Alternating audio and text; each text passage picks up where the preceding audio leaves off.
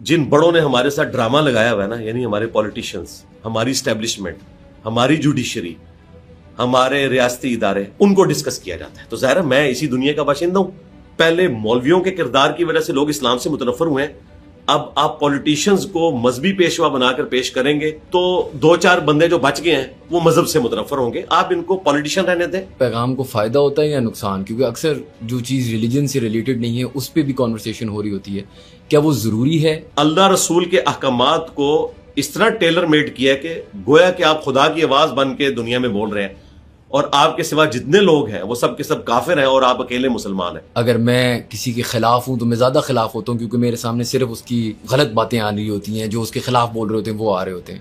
Social media, YouTube کی دنیا ایسی ہے کہ ٹیلنٹ دنیا میں جہاں کہیں ہو وہ ابھر کے سامنے آ جاتا ہے. یعنی چھوٹے بچوں تک وہ چیزیں پہنچ گئی ہیں وقت سے پہلے جو نہیں پہنچنی چاہیے کہ اب ماں باپ کے لیے بچوں کی تربیت کرنا مشکل ہو گیا ہے. مفتی طارق مسعود صاحب ہیں یا کوئی ہے جو آپ کے ساتھ خلاف بات کر رہا ہے، وہ کیوں یہ کر رہا ہے؟ ویوز کے لیے ہو رہا ہے؟ یہ ایک آرگیومنٹ ریلیجس ہے؟ دیکھیں باقیوں کا تو مجھے نہیں پتا، لیکن مفتی طارق مسعود صاحب ویوز کے لیے ایسا نہیں کرتے. وہ اپنی کاسٹ کے ساتھ مخلص ہیں. وہ سمجھتے ہیں کہ میرا پوائنٹ آف ویو یہ ہے، انجینئر صاحب اس معاملے میں غلط ہے. 3 طرق اس کے آئے ہیں. اس پہ باقاعدہ باب یہ باندھا گیا ہے کہ رسول اللہ صلی اللہ علیہ وآلہ وسلم کی اطاعت کن کاموں میں واجب ہے اور کن کاموں میں نہیں. مولانا طارق جمیل صاحب ہیں، ان پہ کچھ کرٹیسزم آیا ہے. کیا وہ لگتا ہے یہ سب صحیح ہے، یہ ہونا چاہیے؟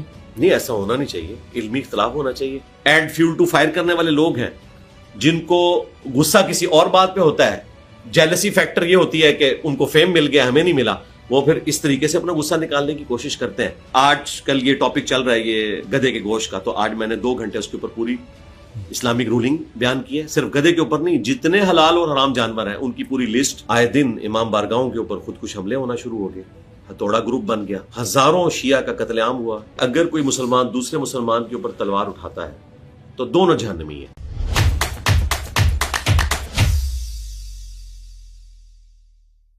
السلام علیکم everyone and welcome to another episode of how does it work, a podcast by pro Pakistani. آج آپ جیسے دیکھ سکتے ہیں ہم اپنے اسٹوڈیو میں نہیں ہیں کیونکہ ہمارے بہت خاص مہمان ہیں انجینئر محمد علی مرزا صاحب. بہت شکریہ سر، آپ نے ٹائم نکالا. جزاک اللہ خیر. اچھا سر، شروع میں اسی سے کرنا چاہ رہا ہوں کہ آپ کے ساتھ ایف آئی آرز، بہت سارے اور مسئلے مسائل، ہیٹ اسپیچ، اس طرح کی چیزیں جو ہوتی رہتی ہیں، اتنی کنٹروورسی ہوتی رہتی ہے، کیوں ہوتی ہے آپ کو لگتا ہے؟ لا حول ولا قوة الا باللہ. اللہم صلی علی محمد وعلی آل محمد. رب اشرح لی صدری ویسر لی امری واحلل عقدۃ من لسانی یفقہوا قولی. شیان بھائی، آپ کو ہماری اکیڈمی میں ویلکم ہے. کیوں ہوتی ہے؟ ظاہر ہے کہ ہمارے جو قریبی دوست ہیں جنید سلیم صاحب، وہ کہتے ہیں کہ آپ اگر پانی میں پتھر پھینکیں گے تو ارتعاش پیدا ہوتا ہے، اور انجینئر صاحب نے پورا پہاڑ لا کے پھینک دیا ہے اس پانی کے اندر. روٹین سے ہٹ کے ظاہر ہے جو ایک کنونشنل دینی سسٹم چل رہا تھا اس میں ہم نے اس سسٹم کو للکارا ہے کہ آپ بکش دین کے اوپر نہیں ہیں. وہ کتابیں جو آپ نے ہمیں خود تعلیم کی تھی کہ یہ اسلام کی بنیادی کتابیں ہیں، قرآن ہے، بخاری ہے، مسلم ہے، آپ کے اپنے عقائد و نظریات اور تعلیمات اس سے میچ نہیں کھاتی. جہاں پہ میچ کھاتی ہیں ہم وہاں پہ ایگری کرتے ہیں. ہمارا یہ واحد پلیٹ فارم ہے جو تمام مکاتب فکر کو سپیس دیتا ہے. یعنی جہاں پر اہل حدیث مکتب کی بات درست ہے ہم اسے انڈورس کرتے ہیں. لوگ تو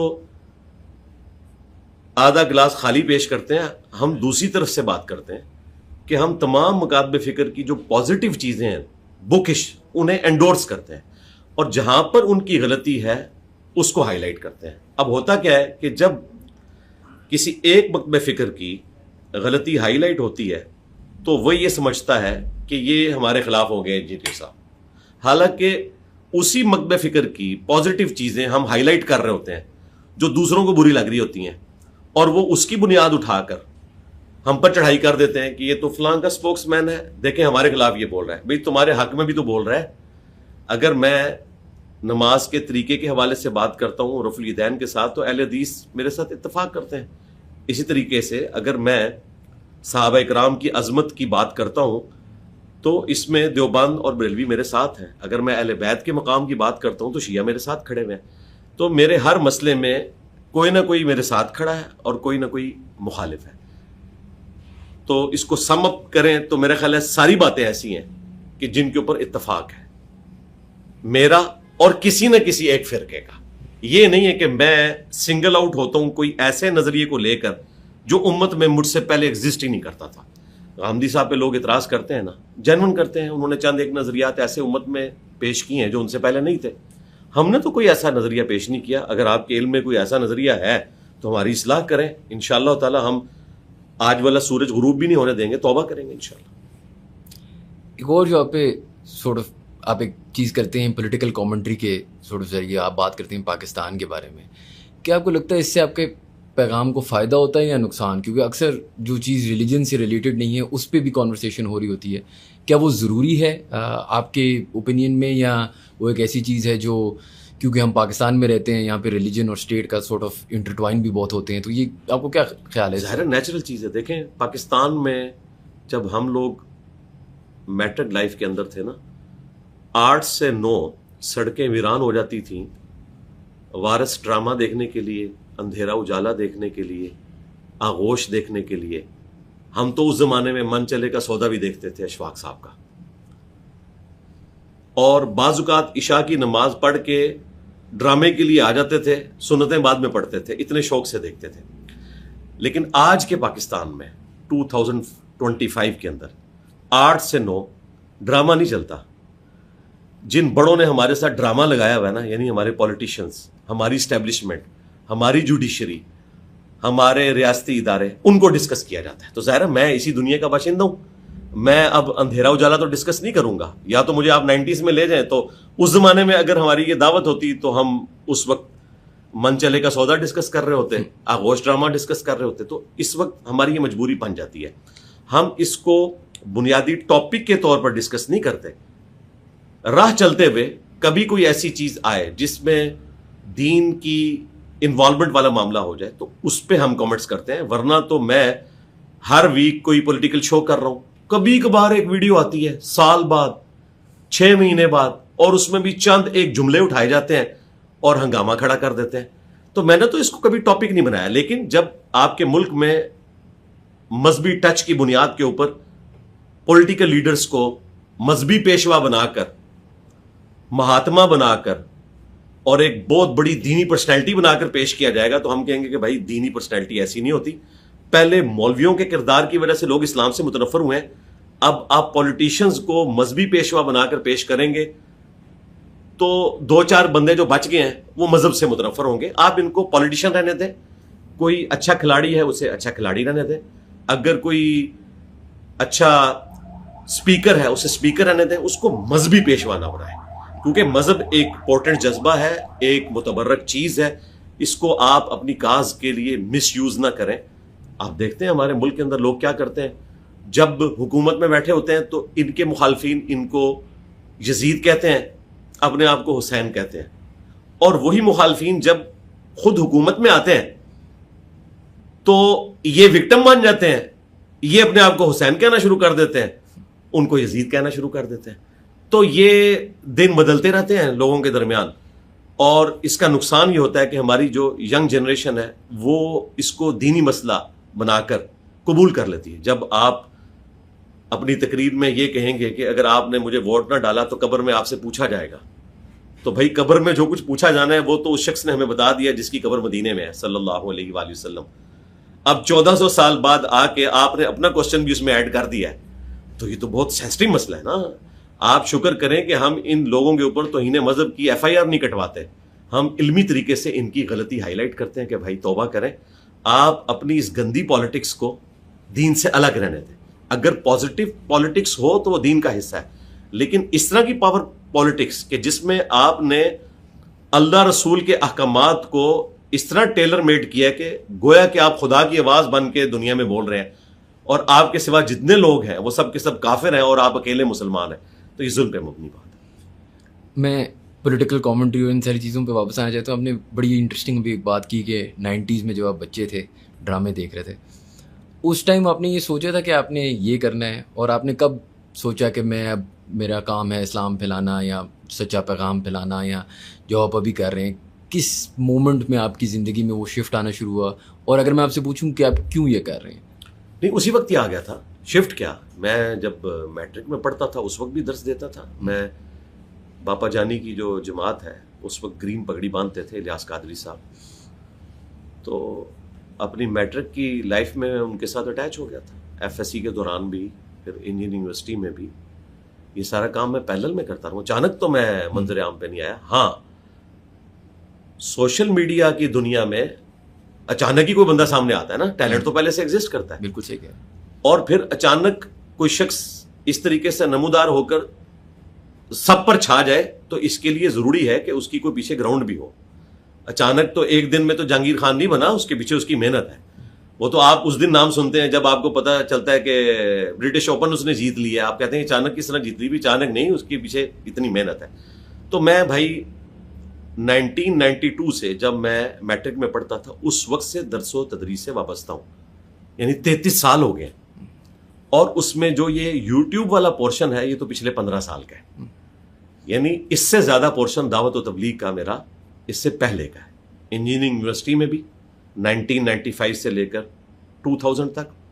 اس کے بعد جب میری اسلام آباد میں جاب لگی تو پیرلل میں جہاں پر رہتا تھا G10 کی مسجد میں کئی سال تک میں وہاں پر بھی درس دیا کرتا تھا. تو یہ سلسلہ, یہ میری ہابی اس اعتبار سے جاری ہے. اور فری آف کاسٹ, یہ نہیں ہے کہ میں کوئی پیسے لے کر درس دیتا تھا, یا کہیں پر کوئی خطیب صاحب چھٹی پہ ہیں تو انہوں نے کہا کہ اس دفعہ آپ جمعہ پڑھا دیں تو میں نے کوئی پیسے لینے ہوتے تھے. نہیں, میں اپنے شوق سے کرتا تھا.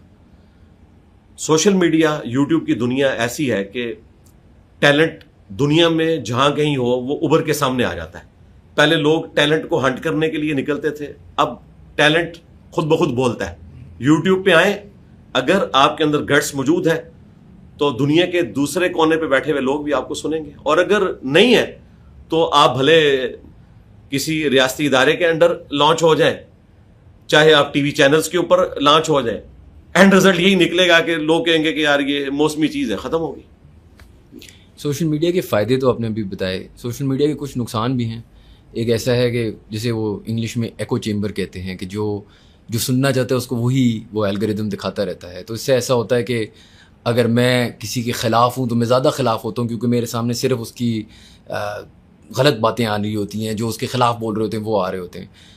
اس دنیا میں, سوشل میڈیا کے دور میں, چلو فائدے تو ہوئے, اس سے آپ نے جیسے بتایا ہر بندے کو ایک آواز ملی, اور وہ آواز اگر صحیح پیغام پہنچا رہا ہے تو لوگ سن بھی رہے ہیں. لیکن اس کے نقصان جو ہیں اس کے بارے میں آپ کا کیا خیال ہے؟ نقصان کے کئی ایک پہلو ہیں جو ڈسکس ہو سکتے ہیں. جو آپ نے یہ بات کی نا کہ آپ جو سننا چاہتے ہیں, آپ جو دیکھنا چاہتے ہیں وہ سامنے نظر آتا ہے, تو وہ تو ان کا الگوریدم ہے, اس کو وہ فالو کرتے ہیں, اس پہ تو ہمارا کوئی چیک نہیں ہے. آپ پازیٹیو چیزیں دیکھیں, آپ کو پازیٹیو چیزیں نظر آنا شروع ہو جائیں گی. باقی آپ کو لرن بھی کرنا چاہیے اپنی غلطیوں سے. اگر کوئی چیز ہائی لائٹ ہوتی ہے آپ کے خلاف تو آپ بجائے غصے میں آنے کے اس چیز کے اوپر دوبارہ سے غور و تفکر کریں اور اپنی اصلاح کرنے کی کوشش کریں, تو یہ بھی ایک ذریعہ ہے. باقی جو سب سے خطرناک معاملہ ہے نا سوشل میڈیا کا, وہ سیکس ڈسپلن جس طریقے سے ہرٹ ہوا ہے اس کے ذریعے. یعنی چھوٹے بچوں تک وہ چیزیں پہنچ گئی ہیں وقت سے پہلے جو نہیں پہنچنی چاہیے تھی, اور اتنی اوپن انداز میں پہنچی ہیں کہ اب ماں باپ کے لیے بچوں کی تربیت کرنا مشکل ہو گیا ہے. اس لیے آپ دیکھ رہے ہیں کہ پوری دنیا میں اس وقت اس کے اوپر قانون سازی ہو رہی ہے. ابھی چند دن پہلے یہ بھی قانون آیا ہے کہ 16 سال سے کم کے جو لوگ ہیں ان کا وہ اکاؤنٹ نہیں بنائیں گے, اگر بنائیں گے تو اس ریسٹرکشن کے ساتھ. آسٹریلیا نے تو سب سے پہلے اس میں اپنے آئین کے اندر ترمیم کی ہے, پاکستان کو بھی کرنی چاہیے, باقی ملکوں کو بھی کرنی چاہیے. ہمارا موقف یہ ہے کہ اس طرح کی جتنی چیزیں ہیں ان کے ساتھ نیگیٹو ایشوز جڑے ہوتے ہیں, آپ نے ان کو ڈائریکشن دینی ہوتی ہے. اس پہ آپ قدغن نہیں لگا سکتے 100%. اسلام بھی ہمیں یہی درس دیتا ہے کہ آپ ناک کو کاٹنے کی بجائے مکھی کو اڑانے کی کوشش کریں. چیزیں تو ساتھ جڑی ہوئی ہیں. دیکھیں نبی الاسلام نے فرمایا, صحیح مسلم کی حدیث ہے, میں تمہیں قبروں پر جانے سے منع کیا کرتا تھا کیونکہ نئے نئے لوگ بت پرستی سے پھرے تھے, تو خطرہ تھا کہ کہیں اپنے بزرگوں کی قبروں کو دیکھ کر پھر ان کے سامنے جھکنا نہ شروع کر دیں. تو آپ نے فرمایا لیکن اب میں تمہیں اجازت دیتا ہوں, بلکہ حکم دیتا ہوں کہ قبروں پہ جاؤ تاکہ آخرت کی یاد آئے. آپ نے تو بڑی اچھی انٹینشن کے ساتھ امت کو اجازت دے دی, لیکن امت آج بھی قبروں کے آگے جا کے جھکتی ہے. اب نبی علیہ السلام کو کوئی کرٹیسائز نہیں کر سکتا. آپ نے اس کی نیگیٹو جو چیز تھی وہ بھی ہائی لائٹ کر دی, کچھ عرصہ کے لیے قدغن لگائی, اور پھر اس کی جو پازیٹیو چیز ہے اس کو ہائی لائٹ کرنے کے بعد کہا کہ بھئی اب آپ کا فیصلہ ہے. قبرستان کا مقصد صرف یہ ہے کہ اپنی موت کو یاد کرنا, نہ کہ یہ کہ آپ نے قبر والوں سے جا کے مانگنا شروع کرنا ہے, وہاں پہ کوئی نظر نیاز چڑھانی ہے. یہ نہیں ہے. آپ نے ان کے لیے جا کے دعا کرنی ہے اور اپنی موت کو یاد کرنا ہے کہ جس طرح یہ آگے ہم نے بھی ایک دن مر کے قبرستان آنا ہے. اس کے باوجود, اتنا کچھ سمجھانے کے باوجود نیگیٹو چیزیں ہو رہی ہیں, تو اس کا بلیم نبی علیہ السلام کو نہیں دیا جا سکتا. ہم نے خود اپنی اصلاح کرنی ہے. اس طرح سوشل میڈیا کے اوپر اس طرح کی جو چیزیں ہیں ہم نے لوگوں کو ایجوکیٹ کرنا ہے. ہاں, ہمارے اگر دائرہ اختیار میں یہ چیز آ جائے تو ہم پھر کئی ایک اس میں ایسے چیکس لگائیں گے کہ اس طرح کی چیزیں پبلکلی نہ پہنچیں. جس طرح یوٹیوب کی بڑی اچھی پالیسی ہے کہ آپ یوٹیوب کے اوپر کوئی بھی ولگر ویڈیو نہیں دکھا سکتے. آپ کو پتہ ہے اس کو کسی نہ کسی طریقے سے آپ کو پردے میں چیز دکھانی پڑتی ہے, ادروائز اسٹرائک آ جاتی ہے, آپ کو اڑا دیتے ہیں وہ. اسی لیے پھر واٹس ایپ کا, باقی چیزوں کا لوگ سہارا لیتے ہیں ویڈیوز کے لیے, یا ڈارک ویب کا سہارا لیتے ہیں. تو یوٹیوب کی پالیسیز وقت کے ساتھ ساتھ بہتر ہوئی ہیں. دوسری طرف جو فیس بک ہے وہ چھوٹی چھوٹی باتوں پر اتنا سینسٹیو ہو جاتا ہے کہ پورے پورے اکاؤنٹ اڑا دیتا ہے. تو ان کی پالیسی تو دوسری طرف ایکسٹریم پہ نکل گئی ہے. ہم کیا کریں, ہمارے اختیار میں تو کچھ نہیں ہے. یہ تو اللہ کا شکر ہے کہ ہمیں یہ میڈیم انہوں نے مفت پرووائڈ کیا ہوا ہے. ادروائز اگر ایک ٹی وی چینل مجھے کھولنا پڑے تو میں تو اس کے لائسنس کی فیس پوری زندگی کی تنخواہیں جمع کر کے بھی نہیں دے سکتا. یہ تو شکر ہے 2-2.5 ہزار روپے کا کنیکشن لیا اور ایک دفعہ ہی اچھا سا کیمرہ لے لیا اور اچھی ریکارڈنگ کی, ٹیلنٹ تو پھر سامنے آ جائے گا. اس کے بعد نیٹ پہ آپ چڑھائیں, دنیا آپ کو دیکھے گی. اگر آپ کے اندر کوئی اچھی چیز موجود ہے, پازیٹیو چیز موجود ہے اور لاجک کے ساتھ ہے. کیا یہ مولوی کلچر, ابھی آپ نے جس طرح بات کی, یوٹیوب کی وجہ سے بہت ساری چیزیں اس طرح کھل گئی ہیں, ایک بزنس بھی بنتی جا رہی ہے, ایک سسٹم بھی بنتے جا رہا ہے, جہاں اس سے اوبیسلی فائدہ بھی ہے, یوٹیوب سے مانیٹائزیشن ہوتی ہے, اور بڑی چیزیں ہوتی ہیں, کورسز بیچ سکتے ہو, فلانا ڈمکانا. کیا یہ دین پڑھایا جا رہا ہے یا ایک سارٹ آف بزنس بھی ساتھ ساتھ بنایا جا رہا ہے, اور کیا اس میں کچھ بری بات ہے اگر ایک بزنس ہے یہ؟ نہیں, بزنس بنانے میں کوئی بری بات نہیں ہے اگر حدود اور قیود کے ساتھ ہو. اب یہ نہیں ہونا چاہیے کہ آپ فحاشی کے اوپر بات کر رہے ہیں اور آپ کی ویڈیو ہم کلک کرتے ہیں 15 منٹ کی, اور اس میں 5 اشتہار آ جاتے ہیں جس میں ایک ناچتی ہوئی عورت آپ کے سامنے آ جاتی ہے بے پردہ, اور اشتہار وہ شیونگ بلیڈ کا ہوتا ہے جس میں عورت کا کوئی کام ہی نہیں ہے. تو اس طرح کی پھر تبلیغ تو ظاہر ہے لوگ ایکسیپٹ نہیں کریں گے. اور پاکستان میں آپ کو بتاؤں کئی لوگ ہیں جنہوں نے زیرو مانیٹائزیشن رکھی ہوئی ہے اپنے چینلز کی. جس طرح الیاس قادری صاحب ہیں, مدنی چینل والے, ان کی کسی ویڈیو کے اوپر کوئی ایڈ نہیں آتا. ڈاکٹر اسرار صاحب کا جو آفیشیل چینل ہے اس پہ کوئی اشتہار نہیں آتا. اس کی وجہ سے انہیں کمپرومائز کرنا پڑتا ہے, ان کی ویورشپ آگے نہیں جاتی. ہم نے as a last resort images کے اوپر اپنا چینل مانیٹائز کیا تھا 2018 میں, ویڈیو ایڈز کے بغیر. اور وہ آپ کو پتا ہے ویڈیو ایڈز اور اس کے ساتھ اگر آپ کمپیئر کروائیں تو وہ کمائی آلموسٹ نیگلیجبل ہے. لیکن اس کا فائدہ ہمیں یہ ہوا کہ یوٹیوب نے ہماری ویڈیو کو پروموٹ کرنا شروع کیا. نومبر 2023 کے اندر نئی پالیسی آئی کہ ہم جو سٹارٹ والا اشتہار ہے ویڈیو والا وہ لازمی چلائیں گے, مڈ رول جو ہے اس کو آپ ان چیک کر سکتے ہیں. اس کو ہم نے اپنی ہزاروں ویڈیوز میں ان چیک رکھا ہوا ہے. ہماری ویڈیو میں سٹارٹ میں ایڈ چلتا ہے, وہ بھی اگر ایڈ اویلیبل ہو, ادروائز نہیں. اس کی وجہ سے ہمیں نقصان ہو گیا یہ نئی پالیسی کی وجہ سے, کیونکہ جو بیچ میں امیجز تھے ان کے لیے بھی اب وہ ان چیک باکس ایک ہی انہوں نے رکھ دیا, تو وہ ہمارے ظاہر ہے کہ اب مکمل طور پہ ہی ان چیک ہے. رہا معاملہ علماء کا, تو علماء کی اب مجبوری ہے کہ انہیں اس موڈ پہ شفٹ ہونا پڑنا تھا. ظاہر ہے کہ جمعے کے خطبے میں لوگ دوسری اذان کے وقت مسجد میں آتے ہیں, کوئی بات سنتا نہیں ہے, تو پھر لوگ نمازیوں میں سے ہی مشورہ دیتے ہیں کہ حضرت آپ اپنی ویڈیو چڑھا دیا کریں, ہم چلے گھر میں فارغ ٹائم پہ دیکھ لیا کریں گے. سوشل میڈیا کی سب سے بڑی خوبصورتی یہ ہے کہ میں اپنی مرضی کے ٹائم کے مطابق کسی کی ویڈیو دیکھ سکتا ہوں. مثلا میں شاہ زیب خانزادہ کا پروگرام, نجم سیٹھی صاحب کا پروگرام بڑے شوق سے دیکھتا ہوں, اور لوگوں کا بھی. یہ 2 بڑے نام میں نے ذکر کیے کہ میں ان کو پسند کرتا ہوں. اب جس وقت میں وہ پروگرام ریکارڈ کروا رہے ہیں, میرے پاس اس وقت ٹائم نہیں ہوتا, میں اپنی مصروفیات میں ہوتا ہوں, تو میں پھر ناشتے کے بعد اگلے دن ان کا پروگرام دیکھتا ہوں. بسا اوقات میں فجر کے بعد جو مجھے ٹائم ملتا ہے اس میں دیکھ لیتا ہوں. تو یہ فریڈم کتنی اویلیبل ہے یوٹیوب کی برکت سے. اب اگر مجھے ٹائم نکال کے 8 سے 9 بیٹھنا پڑے یا 10 سے 11, تو پھر تو میں 2 پروگرام دیکھوں گا, 3 مس کر دوں گا. تو یہ ایک فریڈم والا جو معاملہ ہے کہ آپ اپنی مرضی کے ٹائم پہ اور اپنے مرضی کے وقت پہ دیکھیں. یعنی میں محرم کے مہینے میں رمضان کے مسائل بھی دیکھ سکتا ہوں. ٹی وی چینل پہ کیا ہوگا کہ رمضان کے مسائل کے لیے آپ کو رمضان کا انتظار کرنا پڑے گا, محرم کے لیے محرم کا انتظار کرنا پڑے گا. تو یہ اس کی فریڈم بہت اچھی ہے. میں کسی بھی ٹاپک کے اوپر جو آج کل کرنٹ افیئر نہیں ہے لیکن کسی زمانے میں رہا ہے, کوئی چیز دیکھنا چاہتا ہوں. میں کارگل کے اوپر ویڈیو دیکھنا چاہتا ہوں, وہ 2012 میں ریکارڈ کروائی تھی منیف فاروق کے ساتھ نجم سیٹھی صاحب نے. میں آج بیٹھ کے دیکھوں تو میرے پاس نالج آ جائے گا. بالکل. میں نے ورلڈ وار 2 کے اوپر کوئی ویڈیو دیکھنی ہے, میں دھروو راٹھی کی ویڈیو 3 سال پرانی دیکھتا ہوں, مجھے سارا وہ سمجھ آ جاتا ہے. میں کسی بچے کو دکھانا چاہتا ہوں, میں اس کو دکھا سکتا ہوں کہ بھائی یہ ورکنگ ہوئی ہوئی ہے. تو یہ جو فریڈم ہے نا, اس کی وجہ سے اب لوگوں کی مجبوری ہے کہ وہ سوشل میڈیا کے اوپر آئیں. اور میں کہتا ہوں کہ ہر بندے کو جس کے پاس کوئی نہ کوئی ٹیلنٹ موجود ہے اسے یوٹیوب کے اوپر آنا چاہیے. اسے پذیرائی ملے یا نہ ملے, اسے چاہیے کہ اپنے حصے کی جو پازیٹیو چیزیں ہیں نا وہ ریکارڈنگ میں لے آئے. ہم اس کے تجربے سے فائدہ اٹھا سکتے ہیں.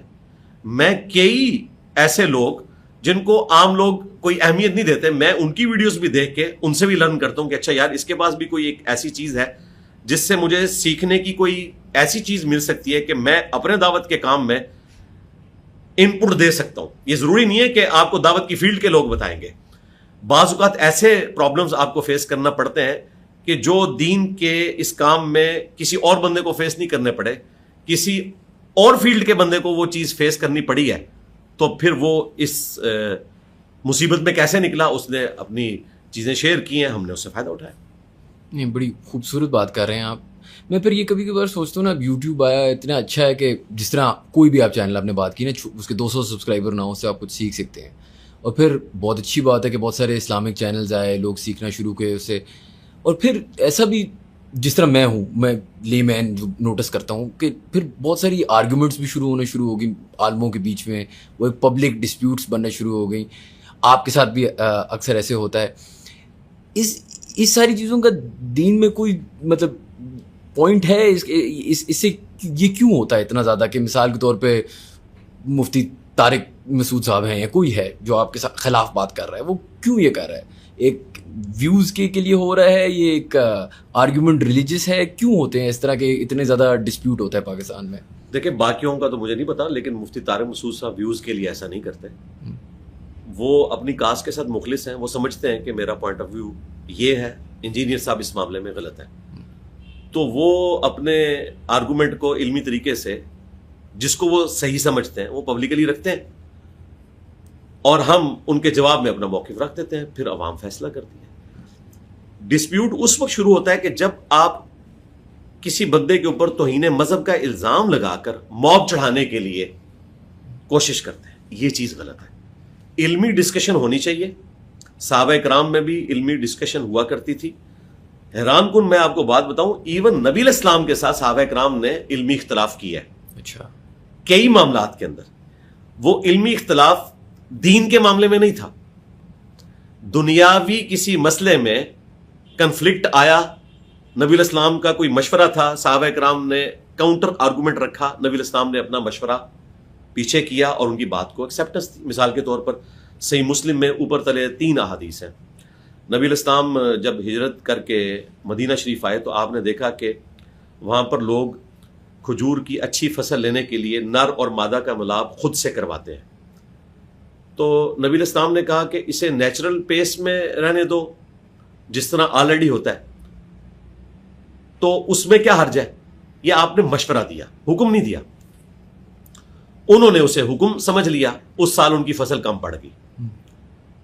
شکایت لے کے نبی علیہ السلام کے پاس ہے کہ یا رسول اللہ وہ آپ نے کہا تھا تو ہم نے تو یہ نہیں کیا, اس دفعہ فصل کم ہو گئی ہے. تو آپ نے فرمایا کہ دیکھو جب میں اللہ کی طرف سے کوئی میسج تمہیں دوں تو وہ تم مجھ سے لے لیا کرو, لیکن اپنے دنیاوی معاملات میں اگر کسی معاملے میں میں تمہیں مشورہ دوں جس فیلڈ میں تم ایکسپرٹ ہو, وَأَنْتُمْ أَعْلَمُ بِأَمْرِ دُنْيَاكُمْ، تو تم دنیا کے کاموں کو مجھ سے بہتر سمجھتے ہو، کیونکہ میری فیلڈ وہ نہیں ہے نا. نبی علیہ السلام ہمارے ہدایت کے امام ہیں. لوگ کہتے ہیں جی نبی علیہ السلام نے ایٹم بم بنانے کا طریقہ کیوں نہیں بتایا؟ بھائی وہ اس لیے دنیا میں نہیں آئے تھے، آپ ہمیں گاڈ اورینٹڈ کرنے آئے تھے، فکر آخرت دلانے آئے تھے. آپ ہمارے ہدایت کے امام ہیں. دنیا کے معاملات میں نبی علیہ السلام کا جو تجربہ تھا زیادہ سے زیادہ وہ بھیڑ بکریوں کا تھا، وہ آپ نے چرائی ہیں، لیکن یہ کھجور کی فصل والا معاملہ آپ کا نہیں تھا. تو آپ نے ان کو کہا کہ تم نے میرے مشورے پہ اس طریقے سے عمل نہیں کرنا تھا، تم دنیا کے کاموں کو مجھ سے بہتر سمجھتے ہو. اور ساتھ یہ کلیریفائی کیا کہ اگر اللہ کے ریفرنس سے میں کوئی بات کروں دین کے حوالے سے تو اس کے تم پابند ہو. آپ دیکھیں یہ حدیث مسلم شریف میں 3 طرق اس کے آئے ہیں، اس پہ باقاعدہ باب یہ باندھا گیا ہے کہ رسول اللہ صلی اللہ علیہ وآلہ وسلم کی اطاعت کن کاموں میں واجب ہے اور کن کاموں میں نہیں، اندازہ کریں. اب جن لوگوں نے مسلم شریف پڑھی نہیں ہوئی ہے وہ تو سمجھیں گے یہ تو بڑی توہین مذہب والی باتیں ہو رہی ہیں، حالانکہ یہ ٹرو سپرٹ میں ایک نیچرل دین ہے جو آپ لوگوں کے سامنے رکھ سکتے ہیں. نبی علیہ السلام نے کوئی آر محسوس نہیں کی اس معاملے میں کہ جو صحیح بات ہے وہ امت کو بتا دی ہے کہ بھئی دین کے معاملے میں وحی کی تائید کے ساتھ معاملہ ہو رہا ہے. اگر میں کوئی دنیاوی مشورہ دیتا ہوں، ایون دین میں بھی، بخاری شریف میں حدیث ہے، اسلام کا رول یہ ہے کہ اگر ایک غلام مرد نے ایک غلام عورت کے ساتھ شادی کر لیے، جب یہ سسٹم آبسلیٹ نہیں ہوا تھا، اب تو آبسلیٹ ہو چکا ہے، غلامی ختم ہو چکی ہے دنیا سے، ان دونوں میں سے اگر کوئی ایک آزاد ہو جائے تو پھر اس کے پاس رائٹ ہے کہ وہ اپنی اس شادی کو کنٹینیو کرے یا نہ کرے. ویسے عورت کے پاس یہ رائٹ نہیں ہے کہ خام خواہ وہ اپنے خامن سے طلاق لے لے. عورت کو آزادی مل گئی تو اس نے اپنے غلام مرد کے ساتھ رہنے سے انکار کر دیا. مدینے کی گلیوں میں بخاری کے الفاظ ہیں کہ وہ روتا تھا، اس کی داڑھی بھی آنسوؤں سے تر ہو جاتی تھی کہ میری بیوی مجھے چھوڑ کے جا رہی ہے بغیر کسی وجہ کے، سوائے اس کے کہ یہ غلام ہے اور میں تو آزاد ہو چکی ہوں. اس نے نبی علیہ السلام کو شکایت کی، آپ کو بھی ترس آ گیا، آپ نے اس عورت کو بلا کر کہا کہ اس کے ساتھ ہی رو، اچھے میاں بیوی تھے تم.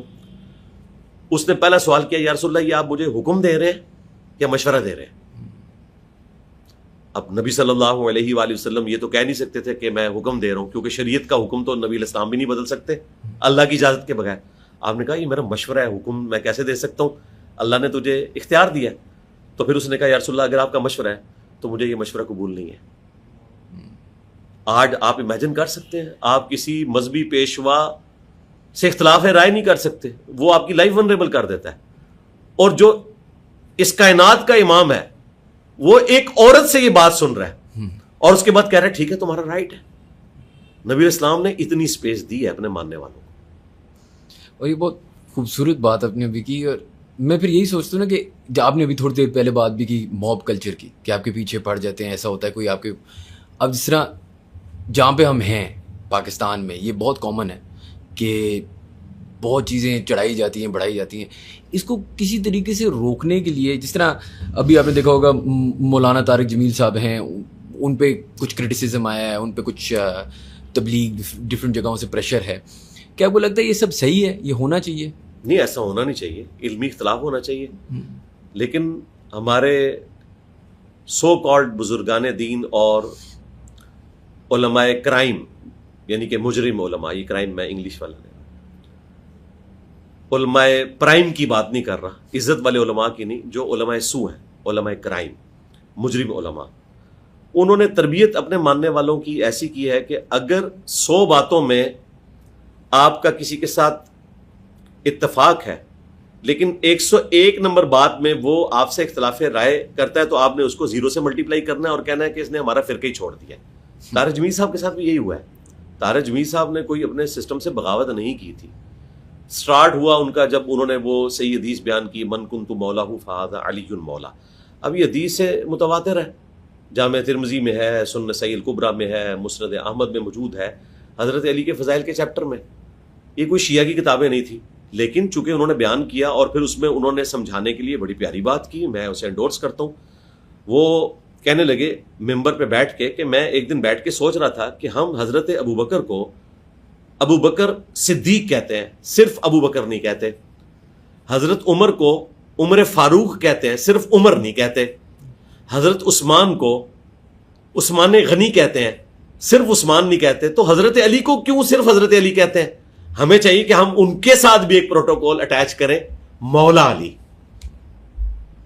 اب اس بات کو انہوں نے اس طریقے سے اٹھایا کہ گویا کہ یہ مخالف فرقے کی سپورٹ میں بول رہے ہیں, اور پھر جو ایڈ فیول ٹو فائر کرنے والے لوگ ہیں جن کو غصہ کسی اور بات پہ ہوتا ہے, جیلسی فیکٹر یہ ہوتی ہے کہ ان کو فیم مل گیا ہمیں نہیں ملا, وہ پھر اس طریقے سے اپنا غصہ نکالنے کی کوشش کرتے ہیں. اور الٹیمیٹلی ظاہر ہے طارق جمیل صاحب تو ظاہر ہے کہ شریف النفس آدمی ہے, کنفرنٹریشن کو وہ ہمیشہ اوائڈ کرتے ہیں. میری جب کبھی بھی فون پہ بات ہوئی تو پازیٹیو ان کا ایٹیچیوڈ ہوتا ہے, اللہ کا شکر ہے. بہرحال کچھ چیزوں میں ان کو بات سمجھ نہیں آتی تھی, وہ اب سمجھ آ گئی ہے. مثلا وہ مجھے کہتے تھے کہ اگر تم سافٹ ہو جاؤ تو لوگ زیادہ بات سنیں گے. اب وہ اس بات سے پیچھے ہٹ گئے. میں نے کہا آپ تو بڑے سافٹ تھے, آپ کو ایک بات پہ انہوں نے معاف نہیں کیا. اب آپ نے ہماری کامیابی کا راز دیکھا ہے کہ ہم نے ان کو فرنٹ سے للکارا ہے, اس لیے یہ بیک فٹ پہ ہیں. ورنہ اس وقت جو ادم میں نے مچایا ہوا ہے انورٹڈ کاماز میں, یہ تو مجھے کچا کھا جاتا ہے تعداد میں جتنے زیادہ ہیں. اس کے پیچھے راز یہ ہے کہ میں آڑے ہاتھوں ان کو لیتا ہوں.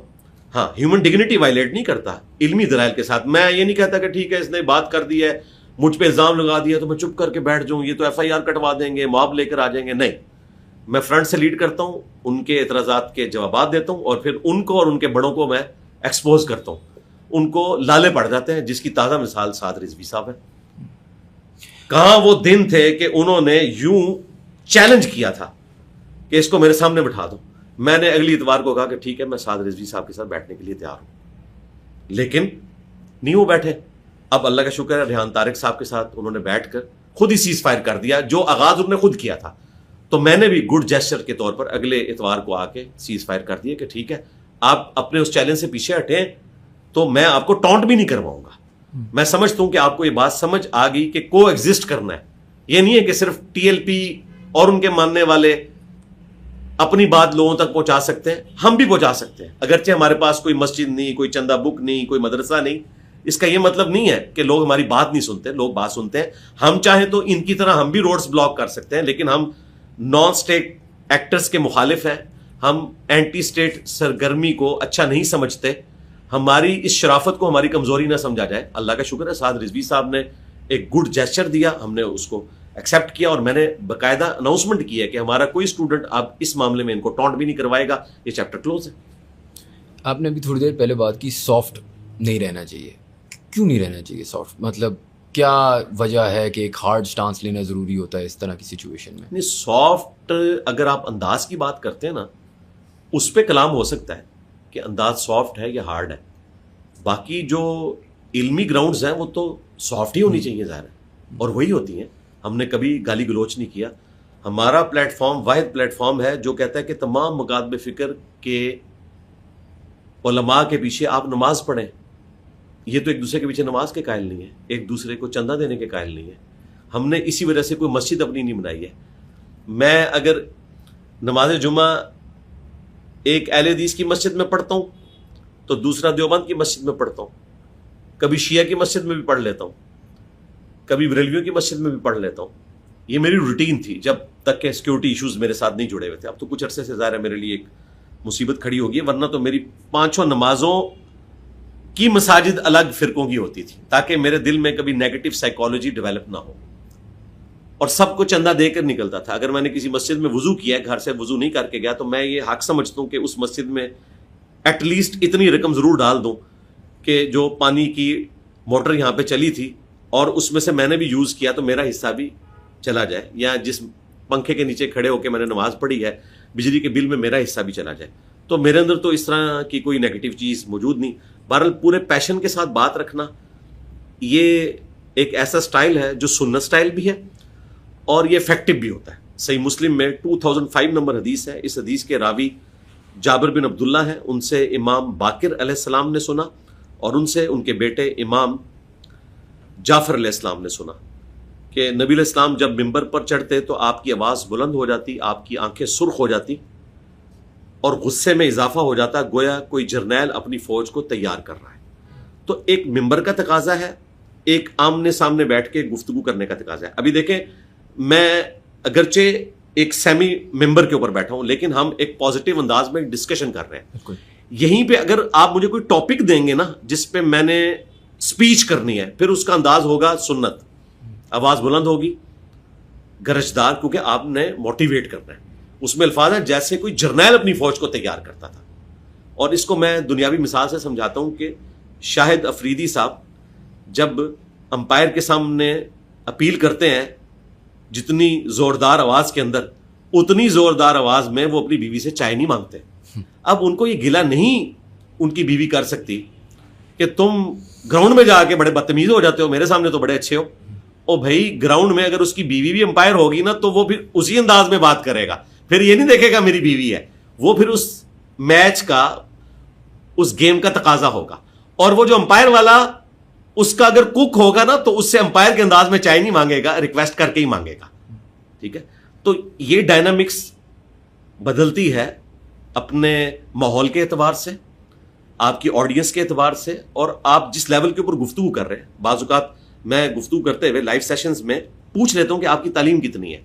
اگر مجھے پتا چلے کہ یہ پڑھا لکھا بندہ ہے تو پھر میں اس کو اس کے لیول کی مثال سے سمجھاتا ہوں, اور اگر مجھے پتا چلے کہ پڑھا لکھا آدمی نہیں ہے, اس کو جٹ کی مثالیں سمجھ آئیں گی, تو پھر میں اس کو پنجابی میں کوئی مثال دے دیتا ہوں. اس کا یہ مطلب نہیں ہے کہ میں کوئی علمی بات جانتا نہیں ہوں اس ٹاپک پہ, مجھے پتا ہے کہ اس کا فائدہ نہیں ہے, وہ اس کی فیلڈ نہیں ہے. لوگوں سے ان کے ذہن کے مطابق بات کرنی ہے. اب ہماری آڈینس پڑھا لکھا طبقہ بھی ہے, ان پڑھ بھی ہے, میلز بھی ہیں, فیمیلز بھی ہیں, جولی طبیعت رکھنے والے بھی ہیں, سیریس لوگ بھی ہیں. ہم سب کے لیے کچھ نہ کچھ اپنی ویڈیوز میں رکھتے ہیں. یہ نہیں ہے کہ صرف لطیفے ہی سنا دیے. کبھی کبھار کوئی بات ہوئی, لطیفہ تو میں نہیں سناتا, میں یعنی ایسی کوئی بات کرتا ہوں کہ جس کی وجہ سے کوئی لائٹر موڈ میں بات سمجھ لے. اور بعض اوقات کوئی ٹریجک انداز میں گفتگو کنوے کر دی جاتی ہے, بعض اوقات فضائل کے انداز میں کر دی جاتی ہے, اور اکثر اوقات جو میری اتوار کی ویڈیوز ہیں وہ کرنٹ افیئرس کے اوپر ہوتی ہیں. اور میں ہر کرنٹ افیئر کے اوپر جو اس ویک کا ملکی لیول کا افیئر ہے جس میں دین کے حوالے سے کوئی گائیڈ لائنس چاہیے, میں ضرور بولتا ہوں دین کے حوالے سے. بالکل جس طرح آج کل یہ ٹاپک چل رہا ہے یہ گدھے کے گوشت کا, تو آج میں نے 2 گھنٹے اس کے اوپر پوری اسلامک رولنگ بیان کی ہے. صرف گدھے کے اوپر نہیں, جتنے حلال اور حرام جانور ہیں ان کی پوری لسٹ, اور قرآن پاک سے کراس ریفرنسز میں نے تقریباً 15 مقامات سے درجنوں احادیث بخاری مسلم سے پیش کی ہیں. اس سے پیچھے رجب بٹ کا مسئلہ تھا, اس کے اوپر ڈسکشن کی. اس سے پچھلے ویک حمیرہ اصغر کا کیس تھا, اس کے اوپر ڈسکشن کی. اس سے پچھلے ویک سوات انسیڈنٹ ہوا تھا جو کچھ لوگ ڈوب گئے تھے, تو میں نے اس کے اوپر ڈسکشن کی. تو ہر کرنٹ افیئر کے اوپر جو اسلامک رولنگز ہے وہ میں ڈسکس کرتا ہوں, اور وہ نارمل انداز میں ہوتی ہیں, اس میں تو کوئی ایسی بات نہیں ہوتی. لیکن جب مولویوں کا معاملہ آتا ہے تو ظاہر ہے مولوی تو مجھے گالیاں دے رہے ہوتے ہیں, میں گالی کا جواب گالی سے نہیں دیتا, لیکن ایٹ لیسٹ ایسی لینگویج میں بات کرتا ہوں جو ان کو سمجھ آئے. وہ مولویوں کے لیے لینگویج ہوتی ہے, اور اس میں کوئی بھی ولگر لفظ استعمال کرنے سے ہم پرہیز کرتے ہیں, جسے ڈکشنری میں ولگر مانا جاتا ہوں. میں ایک دفعہ ایک فروٹ شاپ پہ تھا, تو ایک پروفیسر صاحب میرے پاس کھڑے ہوئے اور مجھے کہنے لگے میں فلاں یونیورسٹی میں سینئر پروفیسر ہوں, آپ کی ویڈیوز بڑے شوق سے سنتا ہوں, لیکن مجھے اعتراض ہے کہ آپ چند الفاظ اچھے استعمال نہیں کرتے. میں نے کہا جی چند نہیں, ایک بتائیں. اب وہ سوچتے رہے بڑی دیر تک. میں نے کہا آپ نے تو بڑے دعوے سے بات کی تھی. جی پھکی. میں نے کہا آپ پنجابی اسپیکنگ ہے؟ تو میں نے کہا یہ ولگر لفظ ہے. کہتے ہیں نہیں. تو میں نے کہا آپ نے اعتراض کیوں کیا؟ یہ تو اتنا زبردست ورڈ ہے کہ اگر کسی کا ہاضمہ درست نہ ہو تو وہ پھکی استعمال کرتا ہے, یہ گالی نہیں ہے. اور میں نے اس کو علمی پھکی رکھا ہے کہ اگر کسی کا علمی ہاضمہ درست نہ ہو تو میں اس کو پھکی دیتا ہوں. یہ ولگر لفظ کیسے ہو گیا؟ آپ کہیں نہیں جی آپ اتنے پڑھے لکھے آدمی ہیں, آپ کو پھکی لفظ زیب نہیں. بھائی میں پڑھا لکھا ہوں یا ان پڑھ ہوں, پھکی کی ضرورت مجھے بھی ہے, ایک ان پڑھ بندے کو بھی ہے. اچھا دوسری بات, یہی اعتراض قرآن پہ بھی کیا گیا تھا کہ اللہ کی کتاب ہے اور اس میں مکڑی کی اور مکھی کی مثالیں آئی ہیں. اللہ اتنا بڑا ہے اور مثالیں دے رہا ہے مکھی کی. تو اللہ تعالیٰ نے فرمایا اللہ تعالیٰ اس بات سے حیا محسوس نہیں کرتا کہ وہ مچھر کی مثال بیان کرے یا اس سے بھی حقیر کسی چیز کی. کیوں؟ اللہ کا مقصد بات سمجھانا ہے. اگر کسی کو چھوٹی سی مثال سے بات سمجھ آتی ہے تو اللہ تعالیٰ پھر اپنا سٹیٹس نہیں دیکھے گا, اس کے لیول پر اتر کے اس کو بات سمجھائے گا. اگر گاڈ یہ کر رہا ہے اپنی بات سمجھانے کے لیے, جس کے پاس سارے اختیارات ہیں, تو اللہ کے بندے کو تو بدرجہ اولا اس چیز کی ضرورت ہے کہ وہ لوگوں کے لیول پر اتر کے بات کرے. ایک ان پڑھ بندے کو پھکی کہے, ایک سائنٹسٹ کو اینٹی وینم کہے, ان کے لیے میں کہتا ہوں اینٹی وینم. اور جو لٹریچر کا بندہ ہے اسے بتایا جاتا ہے الزامی جواب. اس کو کہا جاتا ہے الزامی جواب. تمہارے اصول اور مبادی پہ میں الزامی جواب تمہیں دے رہا ہوں کہ اگر یہ بات ہے تو یہ بات تو تم بھی مانتے ہو, اب بتاؤ میری بات صحیح ہے یا غلط ہے. اس کو کہتے ہیں الزامی جواب. انگلش میں اینٹی وینم میں نے اس کا نام رکھا ہے, اور پنجابی میں پھکی رکھا ہوا ہے. تو اس طرح کی اگر کوئی چیز ہو, ایک دو چیزیں مجھ سے مس ہینڈل ہوئیں جذبات میں اوائل میں, مجھے طارق جمیل صاحب نے کہا کہ تم نے یہ الفاظ غلط استعمال کیے, تو میں نے باقاعدہ کیمرے میں آ کے معافی مانگی کہ یار یہ غلط ہو گیا مجھ سے. میں واحد بندہ ہوں جی اس وقت دینی پلیٹ فارمز پہ جس نے اپنے 10 رجوع ویڈیو میں 1.5-2 گھنٹے کی ویڈیو میں پچھلے 15 سال میں 10 ایسے مقامات جس پہ مس ہینڈلنگ ہوئی وہ رجوع ویڈیو میں ریکارڈ کروائے ہیں, اپنی توبہ ریکارڈ کروائی ہے. اتنا حوصلہ کسی میں ہے تو اللہ کا شکر ہے. اب بھی کوئی بات پہنچے تو میں اصلاح کرتا ہوں, کوشش کرتا ہوں کہ اس کے اوپر اپنی معذرت ریکارڈ کرواؤں. یہ نہیں کہ میرا کہنے کا مطلب یہ نہیں تھا. ہاں, اگر کوئی میری ویڈیو آؤٹ آف کانٹیکسٹ کاٹتا ہے تو پھر میں کہتا ہوں کہ بھائی میں نے یہ بات کہی نہیں ہے, تو میں رجوع کس بات کا کروں, میں نے تو یہ بات کہی نہیں, میں نے تو یہ بات یوں کہی تھی. جس طرح ایک صحافی صاحب نے میرے اوپر الزام لگایا کہ آپ نے ہمارے چہیتے پولیٹیکل لیڈر کے ذاتی کردار پہ بات کی. میں نے کہا کہ بھائی میں نے تو مولویوں کے ذاتی کردار پہ کبھی بات نہیں کی بائی نیم, جن کے ذاتی کردار مجھے پتہ ہے, جنہوں نے میری لائف ونریبل کی.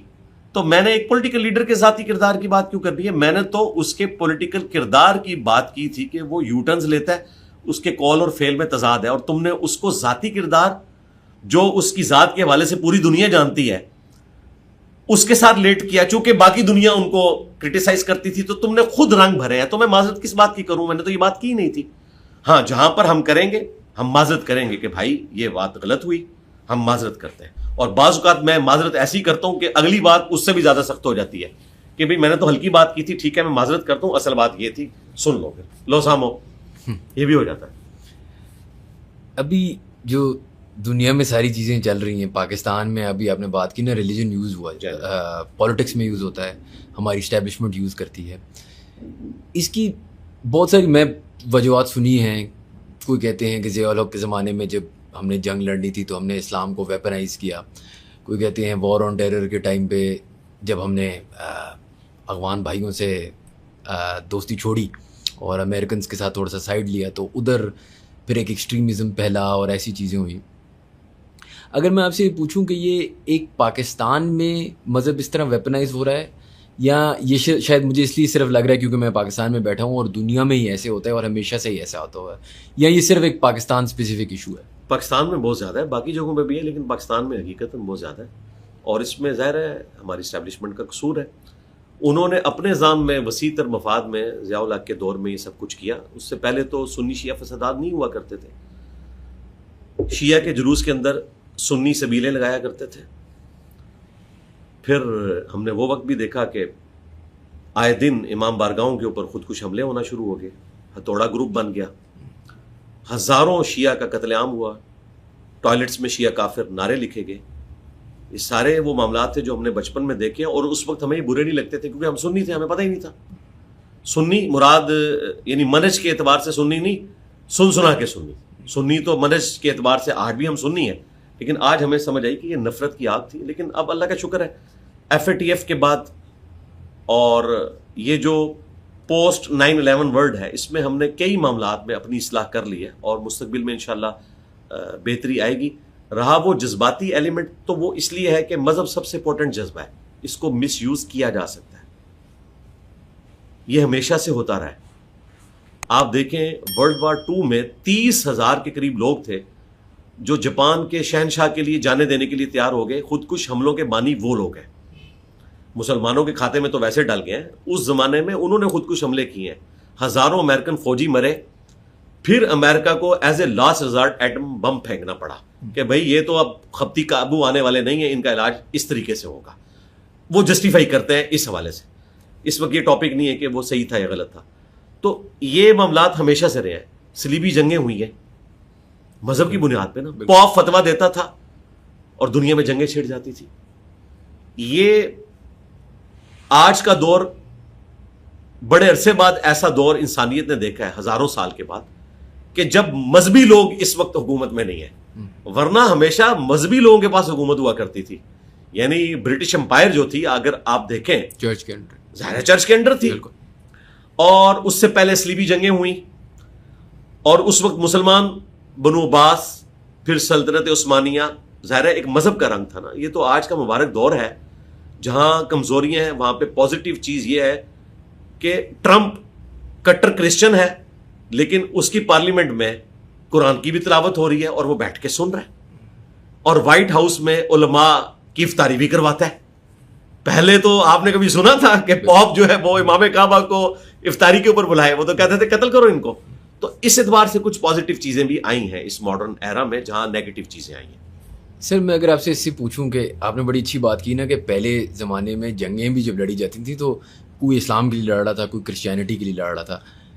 میں سوچ رہا تھا ابھی جب جنگیں جو اب دیکھ رہے ہیں ہم, اگر ایک مسلمان ایک سائڈ آف دا بارڈر پہ ہے اور دوسرے سائڈ پہ بھی مسلمان ہے, مثال کے طور پہ ایران اور قطر کی جنگ ہو جاتی ہے, ویسی مثال دے رہا ہوں, یا پاکستان انڈیا میں بھی دونوں سائڈ پہ مسلمان تو ہیں, کیا شہید دونوں ہوتے ہیں؟ کیونکہ پہلے تو جو جنگیں ہوتی تھیں وہ ریلیجن کی وجہ سے ہو رہی ہوتی تھی, اب تو نیشن اسٹیٹ ہے.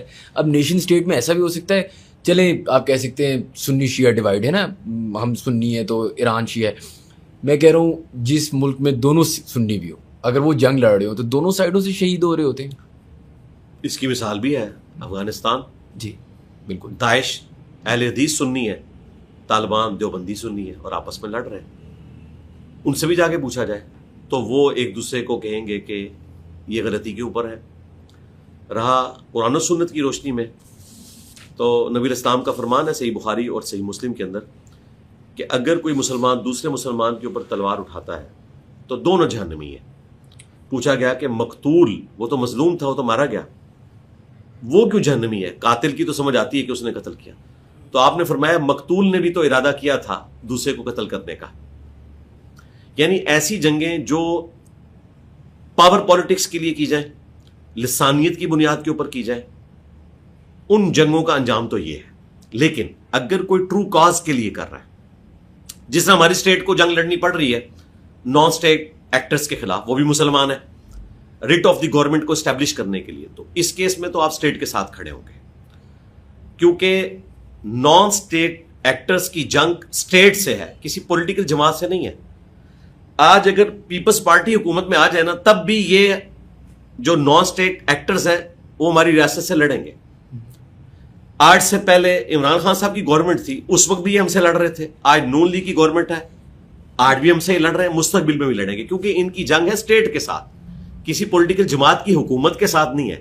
لہٰذا اس چیز کو سمجھیں, اور ہم اپنے پولیٹیشین سے بھی یہی کہتے ہیں کہ خدا کے لیے جہاں اسٹیٹ کا معاملہ ہے وہاں پہ آپ اپنے سیاسی اختلافات کو بھلا دیا کریں, پہلے اسٹیٹ کو بچائیں, اس کے بعد اگلی بات کیا کریں.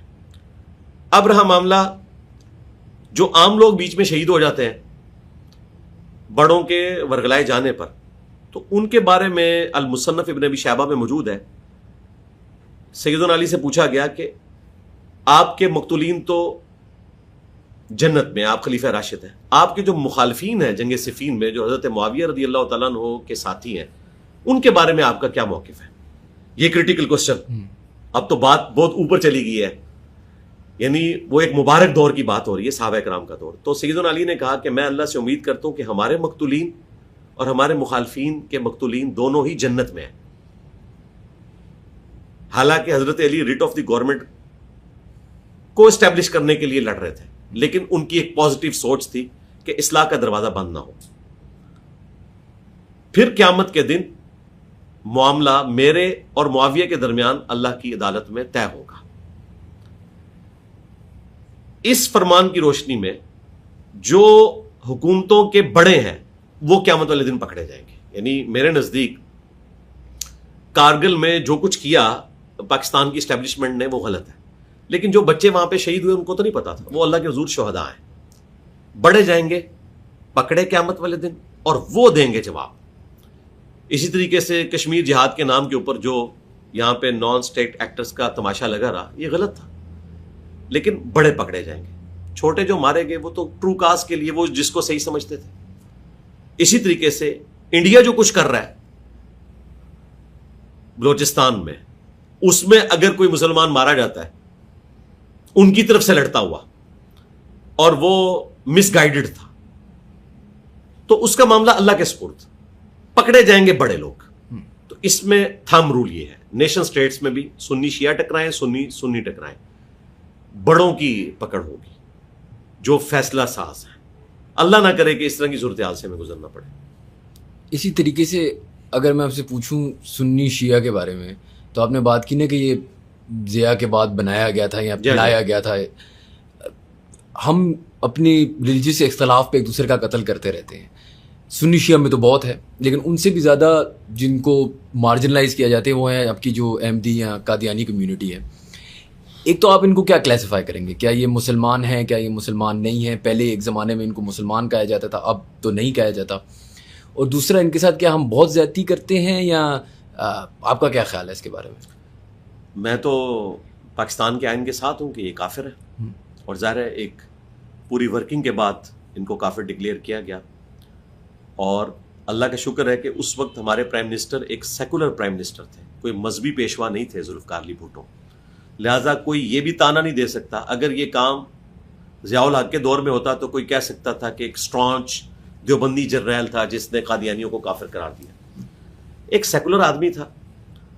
پوری ورکنگ کے بعد، علماء کرام کے دلائل کے بعد، اور پوری ایک ڈیبیٹ کے بعد پارلیمنٹ نے اس کو ڈکلیئر کیا اور یہ قانون بن گیا. یہ قانون نہ بھی بنتا تب بھی پہلے دن سے غلام احمد قادیانی دجال نے جو دعوی نبوت کیا امتی نبی ہونے کا، اور یہ اس کی لائف کا پیریڈ جو ہے 1903 سے 1908 کے درمیان کا ہے، آخری 5 سال جو اس کی زندگی کے تھے. اس سے پہلے اس نے کئی ایک اپنے موقف بدلے. پہلے وہ ایک سنی حنفی مناظر کے طور پر کرسچنز کے سامنے کھڑا ہوا اور بڑا فیم کمایا. پھر اس کے بعد اس نے امام مہدی ہونے کا بھی دعویٰ کیا، پھر مسیح موعود ہونے کا دعویٰ کیا، کرتے کرتے امتی نبی ہونے کا دعویٰ کیا، اور فائنل جو اس کا ورژن ہے وہ یہی ہے. اگرچہ اس کے ماننے والوں میں اختلاف ہے. لاہوری گروپ کہتا ہے کہ اس نے دعویٰ نبوت نہیں کیا تھا، اور جو زیادہ تعداد میں ہیں احمدی وہ کہتے ہیں کہ دعویٰ نبوت کیا تھا. ہمارے نزدیک بھی یہ ہے کہ اس کی کتابیں تو کلیئر کٹ یہی بتاتی ہیں کہ اس نے آخری دور میں امتی نبی ہونے کا دعویٰ کیا ہے. اگرچہ اس نے اس کو کسی طریقے سے کور کرنے کی کوشش کی ہے، لیکن چونکہ لفظ نبی اس نے استعمال کیا ہے اور اس کی کوئی تعویل بھی بیان نہیں کی. اگرچہ اس نے صوفیاء کی کئی عبارتیں کوٹ کی، ہم ان عبارتوں کو بھی غلط سمجھتے ہیں اور اس کو بھی غلط سمجھتے ہیں. رہا معاملہ ان کی پرسیکیوشن کا، تو ہم اس کے حق میں نہیں ہیں، اور علماء بھی حق میں نہیں تھے، اسی لیے تو ان کو نان مسلم ڈکلیئر کیا. ادروائز اگر ان کو مرتد کی کیٹیگری میں فال کروایا جاتا پھر تو ان کو چن چن کے قتل کیا جاتا. تو میں سمجھتا ہوں کہ علماء نے علمی حوصلے کا مظاہرہ کیا، اور اس ماڈرن ورلڈ میں جو پازیٹیو انداز ہو سکتا تھا اس کے ذریعے اس وقت اس معاملے کو ٹیکل کیا. لیکن اس کے بعد کیا ہوا؟ اس کے بعد جب قادیانیوں کی ایکٹیویٹیز پبلک لیول پہ تبلیغ والی آنا شروع ہوئی، باوجود اس کے کہ ان کے اوپر پابندی لگائی گئی تھی، اور اس کی وجہ سے فتنہ کھڑا ہونا شروع ہوا، پھر وہ ایک نیگیٹو سائیکالوجی ادھر بھی ڈیولپ ہونا شروع ہوئی. اگرچہ اس میں وکٹم قادیانی زیادہ تر بنے، ان کی عبادت گاہیں جو ہیں وہ توڑی گئیں، ان کے لوگوں کو قتل کیا گیا. اس کے اگینسٹ مسلمان جو تھے ان کا نقصان بہت کم ہوا. پھر کچھ چیزیں انہوں نے ایسی کی کہ پولیٹیکل اسائلم کے لیے، میں اپنے جہلم شہر میں کئی لوگوں کو جانتا ہوں جنہوں نے پولیٹیکل اسائلم کی خاطر قادیانی ہوتے ہوئے چند ایک چیزوں کی پلی لے کر تو وہ ملک سے چلے گئے. حالانکہ وہ اس لیول کی چیز نہیں تھی، لیکن انہوں نے ایک دنیاوی فائدہ بھی دیکھا. آج کی ڈیٹ میں میں سمجھتا ہوں کہ وہ نان مسلم ڈکلیئر ہو چکے ہیں. ان کو اپنے پریمیسز میں اپنے عقیدے کے مطابق زندگی گزارنے کی اجازت ہونی چاہیے، اپنے پریمیسز کے اندر، اپنی عبادت گاہوں میں، اپنے گھروں میں. آپ کسی کے گھر میں گھس کے تو اس کو کسی کام سے روک نہیں سکتے. ظاہر ہے قرآن ہماری بھی کتاب ہے، وہ بھی قرآن کو مانتے ہیں. اب یہ کہنا کہ ان سے قرآن کے نسخے ریٹریو کیے جائیں، قرآن اس لیے نہیں آیا کہ آپ نے کافروں سے قرآن لینا ہے، بلکہ قرآن اس لیے آیا کہ آپ نے کافروں کے ہاتھ میں قرآن دینا ہے. بالکل ٹھیک ہے. آج بھی 1.5 کروڑ کرسچنز ایسے ہیں جو بائی برتھ عربک لینگویج جانتے ہیں، ان کو تو آپ قرآن کا ترجمہ بھی نہیں دے سکتے، ان کو آپ عربی قرآن ہی دیں گے. تو آپ یہ کہیں گے کہ یہ کافر ہیں تو ہم ان کو ترجمہ کیوں دیں گے؟ تو یہ ایک جذباتی باتیں تھیں. ہم یہ کہتے ہیں کہ پرسیکیوشن نہ ہو, علمی طریقے سے ان کی غلطی ان پر ہائی لائٹ کریں. ہم کر رہے ہیں, ہمارے پلیٹ فارم کے ذریعے سینکڑوں قادیانیوں نے اسلام قبول کیا ہے ود فیملیز, لیکن میں نے کبھی ان کی لائف ونریبل نہیں کی کیمرے میں لا کر, ورنہ میں بھی کروڑوں کا چندہ اکٹھا کر سکتا تھا کہ یہ دیکھیں ہماری کنٹریبیوشن دین کے لیے. لوگ تو ختم نبوت کے نام کے اوپر چندے اکٹھے کرتے ہیں اور کام صرف اینٹی قادیانی کرتے ہیں. ہم ختم نبوت پہ کام کرتے ہیں. ہمارے نزدیک غلام احمد قادیانی بھی دجال تھا, اور اس کے ساتھ وہ سارے دجال ہیں جنہوں نے اپنے ناموں کے کلمے پڑھائے, چشتی رسول اللہ, تھانوی رسول اللہ, اور اگر انہوں نے نہیں پڑھوائے تو اللہ کے حضور وہ بری ہیں. لیکن ان کے ماننے والے چونکہ ضد کر رہے ہیں کہ یہ باتیں معرفت کی ہیں, تو پھر ایز اے لاسٹ ریزارٹ ہمیں ان پہ بھی فتویٰ لگانا پڑتا ہے ان کی باتوں کے اوپر. بندے تو جا چکے, وہ اللہ کو جواب دے ہوں گے, ہمیں نہیں پتا کہ انہوں نے یہ کہلوایا یا نہیں کہلوایا. پرسیکیوشن ان کی بھی نہیں کی جائے گی, علمی طریقے سے ان کی اصلاح کی کوشش کریں. صحیح. جو پاکستان کا لبرل طبقہ ہے وہ اکثر ٹرانسجینڈر رائٹس کی بہت بات کرتا ہے, اور ایسا ہمیں فیل ہوتا ہے شاید پاکستان میں کہ ٹرانسجینڈرس کا بہت ظلم ہو رہا ہے. تو میں ایک اور کنفیوژن بھی ادھر آ جاتی ہے نا, کیونکہ ایک ٹرانسجینڈر کمیونٹی ہے اوبیسلی, پھر ایک کمپلیٹلی الگ چیز ہے جو آپ کی لبرل دنیا میں LGBTQ وغیرہ ہے, اس کو تو ایک سیپریٹ رکھتے ہوئے اسلام میں ٹرانسجینڈر رائٹس کی کوئی بات ہوئی ہے؟ کیوں نہیں ہے جی, مخنث کے رائٹس ہیں, اور یہ حقیقت ہے کہ انہیں رائٹس نہیں دیے جاتے. میں سب سے زیادہ ان کے حق میں آواز بلند کرتا ہوں, اور یقین کریں میں کسی بیگر کو 1 روپیہ دینے کے لیے تیار نہیں ہوتا, لیکن اگر ان کی کمیونٹی میں سے کوئی آ کے میرے موٹر بائک کے سامنے کھڑا ہو جائے, میں اگر کسی شاپ پہ کوئی خریداری کر رہا ہوں تو میں ضرور پیسے دیتا ہوں. یہ ایک پسا ہوا طبقہ ہے, مظلوم طبقہ ہے. یہ بیچارے کہیں پہ جاب بھی نہیں کر سکتے, جہاں پہ جاب کریں گے وہاں پہ بھی ہم مرد حضرات جس طریقے سے ٹریٹمنٹ کرتے ہیں, ہماری تو ٹریننگ بھی ویسی نہیں ہوئی ہے. یہاں تو کوئی معذور بچہ کسی اسکول میں داخل ہو تو لوگ اسے چھیڑنا شروع کر دیتے ہیں, کیونکہ ماں باپ نے ایسی کوئی تربیت ہی نہیں کی ہوئی. گورا آپ کو بتاتا ہے کہ اسپیشل چائلڈ ہے, آپ نے اس کی اسپیشل کیئر کرنی ہے, اور یہاں پہ لوگ چھیڑتے ہیں ایسے بچوں کو. اسی طریقے سے مخنث جو کمیونٹی ہے ان کے ساتھ بھی یہی ہوتا ہے, نہ کہیں پہ جابس کر سکتے ہیں, نہ کہیں پہ یہ مزدوری کر سکتے ہیں, اور بسا اوقات یہ وکٹم بنتے ہیں. پھر مجبوراً یہ اپنی کمیونٹی میں رہتے ہیں, اور وہ جس قسم کے کام کرتے ہیں وہ بھی نہ قانوناً درست ہیں, نہ اخلاقاً درست ہیں, نہ شرعی اعتبار سے درست ہیں. اس حوالے سے میں طارق جمیل صاحب کو سلوٹ کروں گا کہ انہوں نے پہلی دفعہ اس کمیونٹی کو ایڈریس کیا, اور آج اللہ کا شکر ہے کہ تبلیغی جماعت میں سینکڑوں کی تعداد میں ایسے لوگ ہیں جو اس کمیونٹی سے وابستہ ہیں, جو ان اٹینڈڈ تھی مذہبی طبقے کے اعتبار سے, اور وہ راہ راست پہ آ چکے ہیں. تو ان کے رائٹس کے لیے آواز بلند کرنی چاہیے. باقی جن لوگوں کی آپ نے بات کی ہے, ہم انہیں 100% غلط سمجھتے ہیں, لیکن اس پلانٹ ارتھ پہ انہیں بھی رہنے کا حق ہے. ان کو آپ نے دنیا سے ختم نہیں کرنا. اللہ تعالیٰ نے کیا سارے کافر دنیا سے ختم کر دیے؟ دیکھیں, اگر ایک شخص کرسچن ہے تو وہ میرے نبی کو دجال سمجھ رہا ہے, لیکن مجھے قرآن اجازت دے رہا ہے کہ میں اس کی عورت کے ساتھ شادی کر سکتا ہوں اگر وہ کسی کرسچن کی بیٹی ہے. سورۃ المائدہ کی آیت نمبر 5 میں کس عورت کے ساتھ جو میرے نبی کو دجال سمجھتی ہے, اور اللہ مجھے اجازت دے رہا ہے کہ ان کی عورتوں سے تم نکاح کر سکتے ہو. اب جذباتی اعتبار سے دیکھا جائے تو اللہ تعالیٰ کے ساتھ کیا علماء ٹکر لیں گے؟ نہیں. اللہ تعالیٰ نے ان کو بینیفٹ دیا کہ آسمانی مذہب کے ماننے والے ہیں, ٹھیک ہے, ان کو ہم بینیفٹ دیں گے. یہاں تو لوگ کہہ رہے ہیں سنی شیعہ کا نکاح نہیں ہوتا. اللہ تعالیٰ تو آپ کو کرسچن کی عورتوں کے ساتھ نکاح کرنے کی اجازت دے رہا ہے. تو رہنے کا حق کافروں کو بھی ہے, لیکن اپنی لمٹس کے اندر. کسی مسلمان معاشرے کو وہ خراب نہ کرے, اپنی کمیونٹی کے ساتھ جو کچھ وہ کرنا چاہتے ہیں کریں, لیکن قانون کو انہوں نے اوبے کرنا ہے.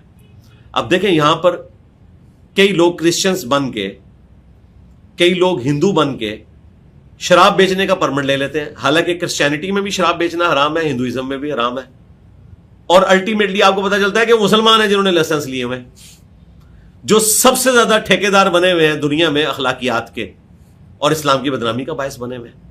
تو قانون کو اوبے کیا جائے. سب کے پاس رائٹ ہونا چاہیے وہ اپنی زندگی گزاریں. آپ علمی طریقے سے ان کی غلطی ان پہ ہائی لائٹ کریں, تاکہ ان میں جو لوگ حق قبول کرنے والے ہیں وہ حق کے راستے پر آ جائیں. یہ کہنا کہ ان کو قتل کر دو, ان کو جینے کا حق نہیں ہے, ان کے اوپر بم مارے جائیں اور جہاں سے ہی گزرے ان کے اوپر ہوٹنگ کی جائے, یہ تو کوئی اسلام کا راستہ نہیں. صحیح بخاری میں حدیث ہے کہ ایک پاگل عورت نبی علیہ السلام سے ملنے کے لیے آ گئی صحابہ کرام کی مجلس میں. اب میں جتنی باتیں بتاتا ہوں یہ میں بخاری مسلم سے بتا رہا ہوں, لوگ تو کہانی شریف بیان کرتے ہیں, میں اتھینٹک کتابوں کی بات کر رہا ہوں. آپ امیجن کریں کہ اتنا بڑا سٹیٹس کسی انسان کا ہو, اور وہ مذہبی سٹیٹس ہو, اور وہ اوریجنل ہو, پیغمبر ہو, اس سے ایک پاگل عورت ملنے کے لیے آ گئی ہے, اور وہ آگے کہتی ہے محمد میں تم سے ملنا چاہتی ہوں علیحدگی میں. پیچھے سے آگے آواز دے رہی ہے. نبی علیہ السلام نے پورا سینہ اقدس اس کی طرف کیا اور کہا کہ مدینے کی جس گلی میں تم مجھے بلاؤ گی نا, میں تمہاری بات آ کر سنوں گا. پاگل عورت کو. یہاں تو یعنی کوئی جینون مسئلہ لے کر بھی آ جائے تو بڑے سٹیٹس والے لوگ ملتے ہی نہیں ہیں, ہاتھ بھی نہیں ملاتے کسی کو. نبی علیہ السلام نے یہ اخلاقی درس دیا ہے کہ آپ نے لوگوں کو اکوموڈیٹ کرنا ہے پازیٹیولی جہاں تک کر سکتے ہیں. نبی علیہ السلام چونکہ ایک مسند کے اوپر تھے, آپ ایک حاکم کی حیثیت سے بھی تھے. یہ میں اس لیے بات کروں کہ کل کو یہاں پہ عورتیں نہ اکٹھی ہو جائیں کہ یہ آ جاتی ہیں بعض اوقات اتوار والے دن, تو ان کے لیے گزارش یہ ہے کہ میں اس طرح کے کسی منصب پہ نہیں ہوں کہ میں کوئی پرائم منسٹر ہوں. اگر میں پرائم منسٹر ہوں یا میرے پاس کوئی اسٹیٹ کا عہدہ ہو تو پھر میں اکاؤنٹیبل ہوں کہ میں عورتوں سے بھی پردے میں ملاقات کروں گا. لیکن اس وقت میرا یہ اسٹیٹس نہیں ہے. نبی علیہ السلام کا وہ اسٹیٹس تھا. اس وقت میں ایک اسپیکر کے حیثیت سے ہوں, میں اپنی ویڈیوز ڈال دیتا ہوں یوٹیوب پہ, جس نے بھی علم حاصل کرنا ہے وہاں سے کرے, یا ہمارے جو لائیو سیشنز ہیں اس میں آ کے آڈیو میں ریکارڈنگ کروائیں. ہم انشاءاللہ تعالی جمعے والے دن اپنی اس سسٹر کے سوالات کے جوابات دے دیں گے. سر آپ نے بھی جو ساری کانورسیشن کی, اس میں ایکسیپٹنس اور وہ ساری چیزیں تو ہیں. اب ایسا بھی ہوتا جا رہا ہے نا, یوٹیوب کی ہم نے تھوڑی دیر پہلے بھی بات کی, آرٹس کلچر, اس میں آپ کو بہت ساری دوسری پوائنٹ آف ویوز مل رہے ہیں, لبرل پوائنٹ آف ویو زیادہ مل رہا ہے. وہی بناتے ہیں, ان کا یوٹیوب بھی ان کا ہے, ٹی وی بھی ان کا ہے, مین اسٹریم چینلز بھی ان کے ہیں. تو اب آپ کو نظر آنا شروع ہو گیا کہ ٹیلی ویژن پروگرامز بھی بدلتے جا رہے ہیں, اس میں بھی ایک LGBTQ کا ٹچ آ جاتا ہے یا کچھ لبرل ٹچ آ جاتا ہے, ایسا ہے ویسا. اب یہ چیزیں کیا بچوں کو اب اس زمانے میں دکھانی چاہیے؟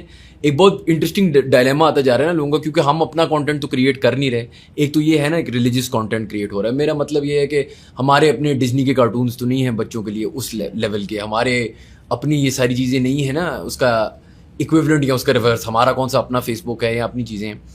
تو ان بچوں کو کیا اس چیز سے ایکسپوز کیا جانا چاہیے اور ایکسپلین کیا جانا چاہیے کہ یار یہ آپ کے لیے نہیں ہے لیکن دیکھ لو, کوئی ایشو نہیں ہے, یا یہ ایسی چیز ہے جسے بچوں کو دور رکھنا چاہیے؟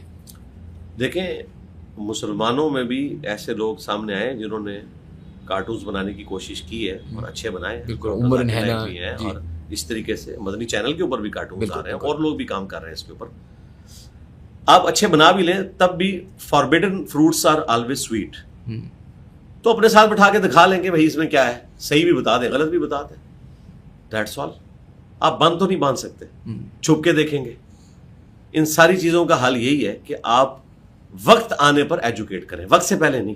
وقت سے پہلے اگر چھوٹا بچہ دیکھ رہا ہے اسے نہیں سمجھ آ رہی ہے کیا ہے, ہاں جب اس لیول پر پہنچے تو آپ اس کے ساتھ دوستی کریں اور ڈسکشن کریں, ایجوکیٹ کریں. اور کیا میوزک حرام ہے؟ کیونکہ جب میں بچہ ہوتا تھا تو مجھے کسی نے بتایا تھا, ہم چھپ کے جا کے CD پلیئر پہ سنتے تھے کہ حرام ہے, کچھ پتہ نہ چل جائے کسی کو کہ ہم گانے. دیکھیں, گانا تو اسلام میں حرام نہیں ہے اگر اس میں شرکی الفاظ نہ ہو اور خوشی کے موقع پر ہو, شادی کے موقع پر. بخاری مسلم میں احادیث موجود ہیں. رہا میوزک والا معاملہ, تو اس میں ظاہر ہے کہ اکثر علماء کی رائے یہ ہے کہ جو میوزک والا معاملہ ہے یہ اسلام میں الاؤ نہیں ہے, سوائے دف والا جو ایک ایشو ہے. لیکن یہ اختلافی مسئلہ ہے, اس کے اوپر ہم ویسی بڑی قدغن نہیں لگاتے. اگر کسی کو میوزک سے چڑ ہے تو ماؤتھ ساؤنڈس یوز کر لیں, اب تو وہ بھی بڑی اچھی آ گئی ہے. رہا اس کا معاملہ حرام ہونے کے اعتبار سے, تو وہ ویسا نہیں ہے جس طرح نشے قطعی باقی چیزوں کے اوپر ہے, اتنے شد و مت کے ساتھ نہیں ہے, لیکن بچنے میں عافیت ہے. ہم تو آخری درجے میں بچتے ہیں جی, اور اسی کی ترغیب دلاتے ہیں. تھوڑی دیر پہلے آپ نے بات کی کہ اب بھی آپ کا یہ سٹیٹس ہے. میں اگر آپ سے پوچھوں کہ زندگی میں ہر انسان کا ایک ویژن ہوتا ہے نا, کہ کدھر جانا چاہتا ہے, کیا مقصد ہے, کدھر تک پہنچنا چاہتے ہیں, آپ کا کیا ہوگا؟ دیکھیں, جس لیول پہ ہم پہنچ چکے ہیں یہ کہیں ویژن ہے ہی نہیں تھا, پتہ ہی نہیں تھا کہ یہ کچھ ہوگا. میں تو بڑے آرام سے اپنی جاب کر رہا تھا, ہفتے میں 5 دن اسلام آباد ہوتا تھا, بیوی بچے میرے ادھر تھے. میں نے 15 سال اس حالت میں دعوت کا کام کیا ہے کہ میں بیچلر رہتا تھا اسلام آباد, پورا ہفتہ میں کتابوں کے ساتھ جڑا رہتا تھا, اپنا لیکچر تیار کرتا تھا اور یہاں پر آ کر لیکچر ڈیلیور کرتا تھا. ریکارڈنگز بھی خیر بعد میں شروع ہوئیں. پھر الٹیمیٹلی مجھے ریٹائرمنٹ لینی پڑ گئی, اور پھر میں ٹوٹلی اس کام کے لیے وقف ہو گیا. پھر یہ پوڈ کاسٹ کا سلسلہ بھی اسی وجہ سے شروع ہوا نا کہ جب میں فل ٹائم وقف ہو گیا. اب مجھے مستقبل نہیں پتا کیا ہے, لیکن ایک چیز ضرور ہے کہ ہم کبھی بھی سچائی کے معاملے میں کمپرومائز نہیں کریں گے انشاءاللہ تعالی. اور اگر کہیں ہمیں لگا کہ ہمیں سچ بات بیان کرتے ہوئے مشکلات آ رہی ہیں, ایٹ لیسٹ یہ ضرور ہوگا کہ ہم جھوٹوں کے ساتھ کھڑے نہیں ہوں گے. یہ نہیں ہوگا کہ ہم کسی ظالم کے ساتھ, کسی جھوٹے کے ساتھ کھڑا ہو کر اس کا ویژن لوگوں کو سکھانا شروع کرتے ہیں. یہ کام نہیں کریں گے. اللہ کا شکر ہے ابھی تک تو ہم پہ کوئی ایسی افتاد نہیں ٹوٹی. اسٹیٹ ادارے بھی آخری درجے میں ہمارے ساتھ تعاون کرتے ہیں, اگرچہ ہمیں کئی معاملات میں ان سے ریزرویشنز ہیں, ان کو ہم سے ریزرویشنز ہیں, اس کے باوجود کو ایگزسٹ کر رہے ہیں ایک ڈیموکریٹک ورلڈ کے اندر. اللہ کا شکر ہے. ان تمام چیزوں کے باوجود میں تو سیٹسفائی ہوں. مستقبل تو اللہ کو پتہ ہے. اسی کام کو مزید بہتر کرنے کی کوشش کریں گے. یوٹیوب چینل بھی حساتی طور پہ بنایا گیا, ہمارا تو کوئی ارادہ نہیں تھا. اور پھر اس کے بعد پوڈ کاسٹ کا سلسلہ شروع ہوا. ٹی وی چینلز میں جو جانے کا میں نے سوچا بھی نہیں تھا, پھر وہ بھی شروع ہو گیا, لیکن معاوضے کے بغیر. کبھی 1 روپیہ کسی سے چارج نہیں کیا, اللہ کا شکر ہے, فری آف کاسٹ. اس رمضان میں بھی میں آلموسٹ 8 چینلز کے اوپر پروگرام کرتا رہا ہوں, کسی سے 1 روپیہ چارج نہیں کیا, بلکہ خود ضرور گائیڈ کیا کہ یار اس پروگرام کو آپ اس طریقے سے بہتر کر سکتے ہیں, اس کو یوں کر لیں. کوشش کی کہ ان کا پروگرام بہتر ہو. اور اس سے پچھلے رمضان میں نے ایک ٹی وی چینل کو پورے مہینے کے پروگرام دیے. وہ بائی چانس کبھی ڈسکشن ہوئی تو انہوں نے بتایا کہ جی ہم نے آپ کے پروگراموں سے اتنے ملینز آف روپیز کمائے اس رمضان کے اندر جو انہوں نے ایڈس چلائے. تو میں نے کہا مجھے تو اس سے کوئی انٹرسٹ نہیں ہے, میں نے تو اس کے لیے کیا ہی نہیں تھا. کیا آپ کو کچھ اس میں سے ملتا ہے یا؟ یار مجھے ملے تب جب میں ڈیمانڈ کروں. اگر وہ مجھے آفر بھی دے نا تو میں نہیں لوں گا. اس کی وجہ یہ ہے کہ پھر مجھے ان کی پالیسی کو اوبے کرنا پڑے گا. ابھی تک میری کمٹمنٹ یہ ہوتی ہے کہ آپ نے کٹنگ نہیں کرنی. میں کوشش کروں گا میں کوئی ایسا لفظ استعمال نہ کروں جو پیمرا کی پالیسی کے خلاف ہو. بائی نیم بعض اوقات ان کو ایشو ہوتا ہے نا کہ آپ نے فلاں کا نام نہیں لینا, تو میں نام لیے بغیر وہ بات کر دوں گا. اپنے پلیٹ فارم سے تو میں نام لے کر کروں گا. تو میں حد الامکان کوشش کرتا ہوں, لیکن میری ریکوائرمنٹ یہ ہے کہ آپ نے میری بات کاٹنی نہیں, پورے کانٹیکسٹ کے ساتھ بیان کرنی ہے, اگرچہ وہ کسی کو بری لگے, لیکن وہ ہوگی سچائی کے ساتھ. اور کل کو نوٹس آپ کو ملتا ہے نا تو میں سامنا کروں گا. اللہ کا شکر ہے کہ آج تک کوئی ایسا مسئلہ ہوا نہیں ہے. تو چونکہ میں اس حوالے سے ان کا بینیفیشری ہوں کہ مجھے اجازت دیتے ہیں کہ میں جو چاہوں بول سکتا ہوں, تو میں پھر سمجھتا ہوں کہ وہ ہماری ویڈیوز سے بینیفٹس اگر اٹھاتے ہیں تو ٹھیک ہے. آج کے اس ماڈرن دور میں جب آپ کے پیچھے کوئی فرقہ نہ ہو, کوئی مدرسہ نہ ہو, کوئی چندہ بک نہ ہو, کوئی پولیٹیکل جماعت نہ کھڑی ہوئی ہو, اکیلا بندہ اس کے چند جانثار ساتھی ٹیم ممبرز مل کے ایک پلیٹ فارم کو لانچ کریں اور ٹی وی چینلز کے اوپر سب سے زیادہ اس کی ڈیمانڈ ہو اور ویورشپ بھی ملے, تو ہمارے لیے بہت بڑی اچیومنٹ ہے. بالکل شروع میں ہم نے کانورسیشن کی کہ بلیسفیمی چارجز ہوئے, مرڈر اٹیمپٹس, FIRs. اگر میں آپ سے پوچھوں زندگی میں آپ کو سب سے زیادہ ڈر یہ کرتے ہوئے کب لگا؟ ڈر لگے تو انسان کام کر ہی نہیں سکتا. خدشات ہوتے ہیں, لیکن جو کام ہم نے کرنا ہوتا ہے ہم کر گزرتے ہیں. کبھی آپ نے سوچا کہ بہت زیادہ ہو گیا, میں چھوڑ دوں, میں نہ؟ نہیں, یہ تو کبھی نہیں سوچا. میں تو کہتا ہوں کہ اور زیادہ کرنے کی ضرورت ہے. ہاں بالکل. جب آپ پہ مرڈر اٹیمپٹس ہو رہے ہوتے ہیں تو اس ٹائم پہ بندہ نہیں سوچتا. دیکھیں اگر مرڈر اٹیمپٹ کے بعد میں بیک فٹ پہ چلا گیا تو اس کا مطلب ہے شیطان تو کامیاب ہو گیا. وہ تو میرے لیے ٹیسٹ تھا. شیطان کے ذریعے, کافروں کے ذریعے آزمایا جاتا ہے. یہ قرآن میں اللہ تعالیٰ نے فرمایا کہ ہم نے انسانوں اور جنات میں سے شیاطین کھڑے کر دیے انبیاء کے مقابلے پر, ان کے ماننے والوں کے مقابلے پر, کیونکہ ان کے ذریعے ان کو آزمایا جاتا تھا. تو ہم جو کہ ختم نبوت صلی اللہ علیہ وآلہ وسلم کی لیگیسی کو لے کے چل رہے ہیں, تو ہمیں بھی آزمایا جائے گا. ظاہر ہے جو نبی الاسلام کی دعوت کو لے کر چلے گا تو شیطان کو تو سکون نہیں آئے گا. وہ کبھی کسی اسٹیٹ کے ادارے کو ہم پہ چڑھائے گا, کبھی کسی انڈیویجول کو چڑھائے گا, کبھی کسی مذہبی پیشوا کو چڑھائے گا, کبھی کسی سیاسی لیڈر کو چڑھائے گا, اور وہ اپنے دماغ میں کھچڑی بنائے گا اور وہ سمجھے گا کہ یہ میرا کمپیٹیٹر ہے تو میں نے اب اس کے بارے میں یہ بات کر دینی ہے, حالانکہ ہمارے دماغ میں بھی وہ بات نہیں ہوگی. تو اللہ کا شکر ہے کہ ہم پورے اخلاص کے ساتھ کوشش کرتے ہیں. اللہ تعالیٰ قبول کرنے والا ہے. مستقبل میں بھی کوشش کریں گے, کیونکہ ہم نے اس سسٹم سے کوئی بینیفٹ حاصل نہیں نہ کرنا, نہ ووٹ نہ نوٹ. یہی 2 چیزیں ہوتی ہیں نا. لوگ کہتے ہیں انجینئر صاحب نے اتنا زیادہ فیم حاصل کر لیا جو کسی کو نہیں ملا. یار اس فیم کو میں مٹیریلائز تو نہیں کر سکا نا. فیم اس لیے حاصل کیا جاتا ہے نا. دیکھیں خان صاحب نے 1992 میں ایک فیم لیا, بالکل اس کی بنیاد پہ انہوں نے کینسر ہاسپٹل بنایا نا, انسانیت کو فائدہ ہوا, تو اس کو انہوں نے ایک شکل دی. اس کے بعد انہوں نے ایک پولیٹیکل جماعت بنائی, تو اس فیم سے ایک فائدہ حاصل کیا.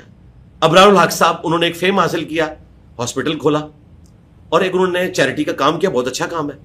لیکن میں نے اس طرح کا کوئی کام نہیں کیا کہ میں نے فیم کے بعد کوئی چندہ بک لانچ کر دی ہو کہ میں کوئی ہاسپٹل بنانے جا رہا ہوں. میرے پاس لوگ ملینز آف روپیز لے کر آئے ہیں کہ جی یہ آپ دعوت کے کام میں لگا لیں یا اپنی مرضی سے غربا میں تقسیم کر دیں.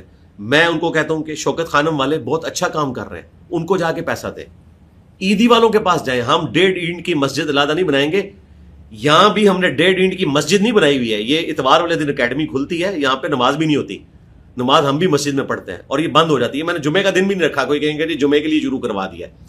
ہم نے 1.5 اینٹ کی مسجد دین کے معاملے میں نہیں بنائی ہے. باقی معاملات میں ہم کیوں بنائیں گے؟ ہم جو فیلڈ کے ایکسپرٹس ہیں ان کی طرف ریفر کرتے ہیں کہ آپ نے چندہ دینا ہے. الخدمت فاؤنڈیشن والوں کو دیں, جماعت اسلامی کی پوری دنیا میں کام کر رہی ہے. عیدی والوں کو دیں, شوکت خانم کو دیں, ہمارے پاس نہ آئے, وہ اچھے طریقے سے کام کر رہے ہیں. میں نے کیوں الگ سے ایک پلیٹ فارم لانچ کرنا ہے؟ تو اللہ کا شکر ہے میرے اندر اتنا حوصلہ موجود ہے کہ میں کوئی اپنا علیحدہ سے ہاسپٹل نہیں بنا رہا, کوئی NGO نہیں بنا رہا. تو میں نے اس سے کوئی بینیفٹ اس اعتبار سے حاصل نہیں کیا. نہ میں مجموعے میں جا کے خطاب کرتا ہوں یوں ہاتھ ہلا کے, یہ بھی ایک نشہ ہوتا ہے نا. ہم تو مسکینوں کی طرح زندگی گزار رہے ہیں. جو آتا ہے ہمیں یہاں ملنے کے لیے آتا ہے. اس کے بعد میں پورا ہفتہ کسی سے نہ ملتا ہوں, نہ میری کوئی جگہ ڈکلیئر ہوتی ہے. اتوار والے دن جس نے ملنا ہے شناختی کارڈ دکھا کے مجھ سے آ کے مل سکتا ہے. تو میں نے اس سسٹم سے سوائے اپنی لائف ونریبل کرنے کے, اپنی فیملی کی لائف ونریبل کرنے کے, اپنے ٹیم ممبرس کی لائف ونریبل کرنے کے کچھ حاصل نہیں کیا دنیا میں دیکھا جائے. ہاں آخرت کے اعتبار سے بہت کچھ حاصل کیا, اور اللہ سے امید کرتے ہیں کہ اللہ تعالیٰ ہمارے آخرت کے اجر میں کوئی کمی نہیں لائے گا, اور انشاءاللہ تعالیٰ ہمارے عمل کے اخلاص کی بنیاد پہ نہیں بلکہ اپنی رحمت کے وسعت کے اعتبار سے ہمیں عطا فرمائے گا انشاءاللہ. آخری سوال, اگر کبھی موقع یا اپرچونٹی ایسی آئے, اس میں کچھ آپ نے پہلے بھی بات کی, غلط تو نہیں ہے, پہلے بھی زمانے میں بہت زیادہ ریلیجس لوگ پالیٹکس وغیرہ بھی انٹر کرتے ہیں, یہ ایک ایسی چیز ہے جو آپ کبھی کبھی کریں یا کبھی نہ؟ نہیں, پہلے دن سے ارادہ کیا تھا اور میں آج تک قائم ہوں. 17 سال پہلے دعوت کا کام شروع کیا تھا, اس وقت لوگ کہتے تھے یہ مذہبی جماعت بنا لے گا, اپنی مسجد بنا لے گا, مدرسہ بنا لے گا. 17 سال میں میں نے ان کو فیل کر دیا. اب میری عمر آلموسٹ 48 ایئرز ہو چکی ہے ماشاءاللہ. تو اب میں نے اور کیا کرنا ہے؟ ہم اپنے دعوت کے کام کے اعتبار سے اس کو زہر قاتل سمجھتے ہیں. پالیٹکس میں انوالومنٹ یا کسی فرقے کی کسی مذہبی جماعت کو جوائن کرنا, یہ ساری پولیٹیکل جماعتیں ہماری ہیں, ساری مذہبی جماعتیں ہماری ہیں. ہم ان کی اچھائیاں بیان کریں گے, غلطیاں ہائی لائٹ کریں گے. معاشرے میں ایسے لوگ ضرور ہونے چاہیے جن کے اوپر سب کا اعتماد ہو, وہ پارٹی نہ بنے, جس کی غلطی دیکھیں ہائی لائٹ کریں. ایسے لوگ ہم سے پہلے بھی اکا دکا موجود ہیں, لیکن ہوتا یہی ہے کہ وہ جب کوئی حکومت آتی ہے نا وہ اس کے ساتھ کھڑے ہو جاتے ہیں, ٹھیک ہے, اور جب حکومت چلی جاتی ہے تو نئی حکومت کے ساتھ کھڑے ہو جاتے ہیں. ہم دیکھیں اسٹیبلشمنٹ کی پالیسیز کے اوپر اس وقت بھی نقد کرتے تھے جب اس شخص کی حکومت تھی جو آج اسٹیبلشمنٹ کی گڈ بکس میں نہیں ہے, بالکل, اور وہ جیل میں ہے. اس وقت بھی میری ویڈیوز ریکارڈ ہے. آج وہ اندر ہے, آج بھی ہم نقد کر رہے ہیں, لیکن ان کے ماننے والے سمجھتے ہیں کہ یہ آج نقد نہیں کرتے, ہمارے بڑے کے اوپر نقد کرتے ہیں. حالانکہ ہم اپنی جگہ پہ کھڑے ہیں. ہم کہتے ہیں کہ ہمارے پولیٹیکل لیڈرز, ہماری اسٹیبلشمنٹ, ہماری جوڈیشری اکثر اوقات اپنے مفادات کی خاطر آئین کو بالائے طاق رکھتے ہیں, اور وہ اپنے وسیع تر مفاد کے اندر ایسے ڈیسیژن بھی کرتے ہیں کہ جس کا خمیازہ اس پوری قوم کو بھگتنا پڑتا ہے. تو ہم اصلاح کی کوشش کرتے ہیں, لیکن اس کے ساتھ ساتھ ہم کبھی بھی ایسی کسی ایکٹیویٹی کو سپورٹ نہیں کریں گے کہ جس میں آپ آرمڈ کنفلکٹ کریں اور آپ ملک کو بلاک کر دیں اور نان اسٹیٹ ایکٹر بن جائیں. میں اس کا مخالف ہوں. پچھلی حکومتوں میں بھی تھا, آج بھی ہوں, مستقبل میں بھی ہوں گا. ساتھ ساتھ ہم اپنے بڑوں سے کہتے ہیں کہ کسی پہ ظلم نہیں ہونا چاہیے. 9 مئی کے جب کیسز تھے تو میں نے اپنے بڑوں سے ویڈیو میں بھی کہا, الگ سے بھی بات جہاں تک پہنچ سکتی تھی پہنچائی کہ بھائی جوڈیشری کے میدان میں جن کا جرم ثابت ہے ان کو سزا دیں, باقی لوگوں کو چھوڑیں. اب تو اللہ کا شکر ہے کہ معاملات سیٹل ڈاؤن ہو رہے ہیں انشاءاللہ. چلیں سر, آپ نے ٹائم دیا, جزاک اللہ خیر. بہت بہت شکریہ آپ کا, بہت کچھ سیکھنے کو ملا. Thank you guys for watching. If you enjoyed our content, please do subscribe to our channel, and we will see you for the next podcast.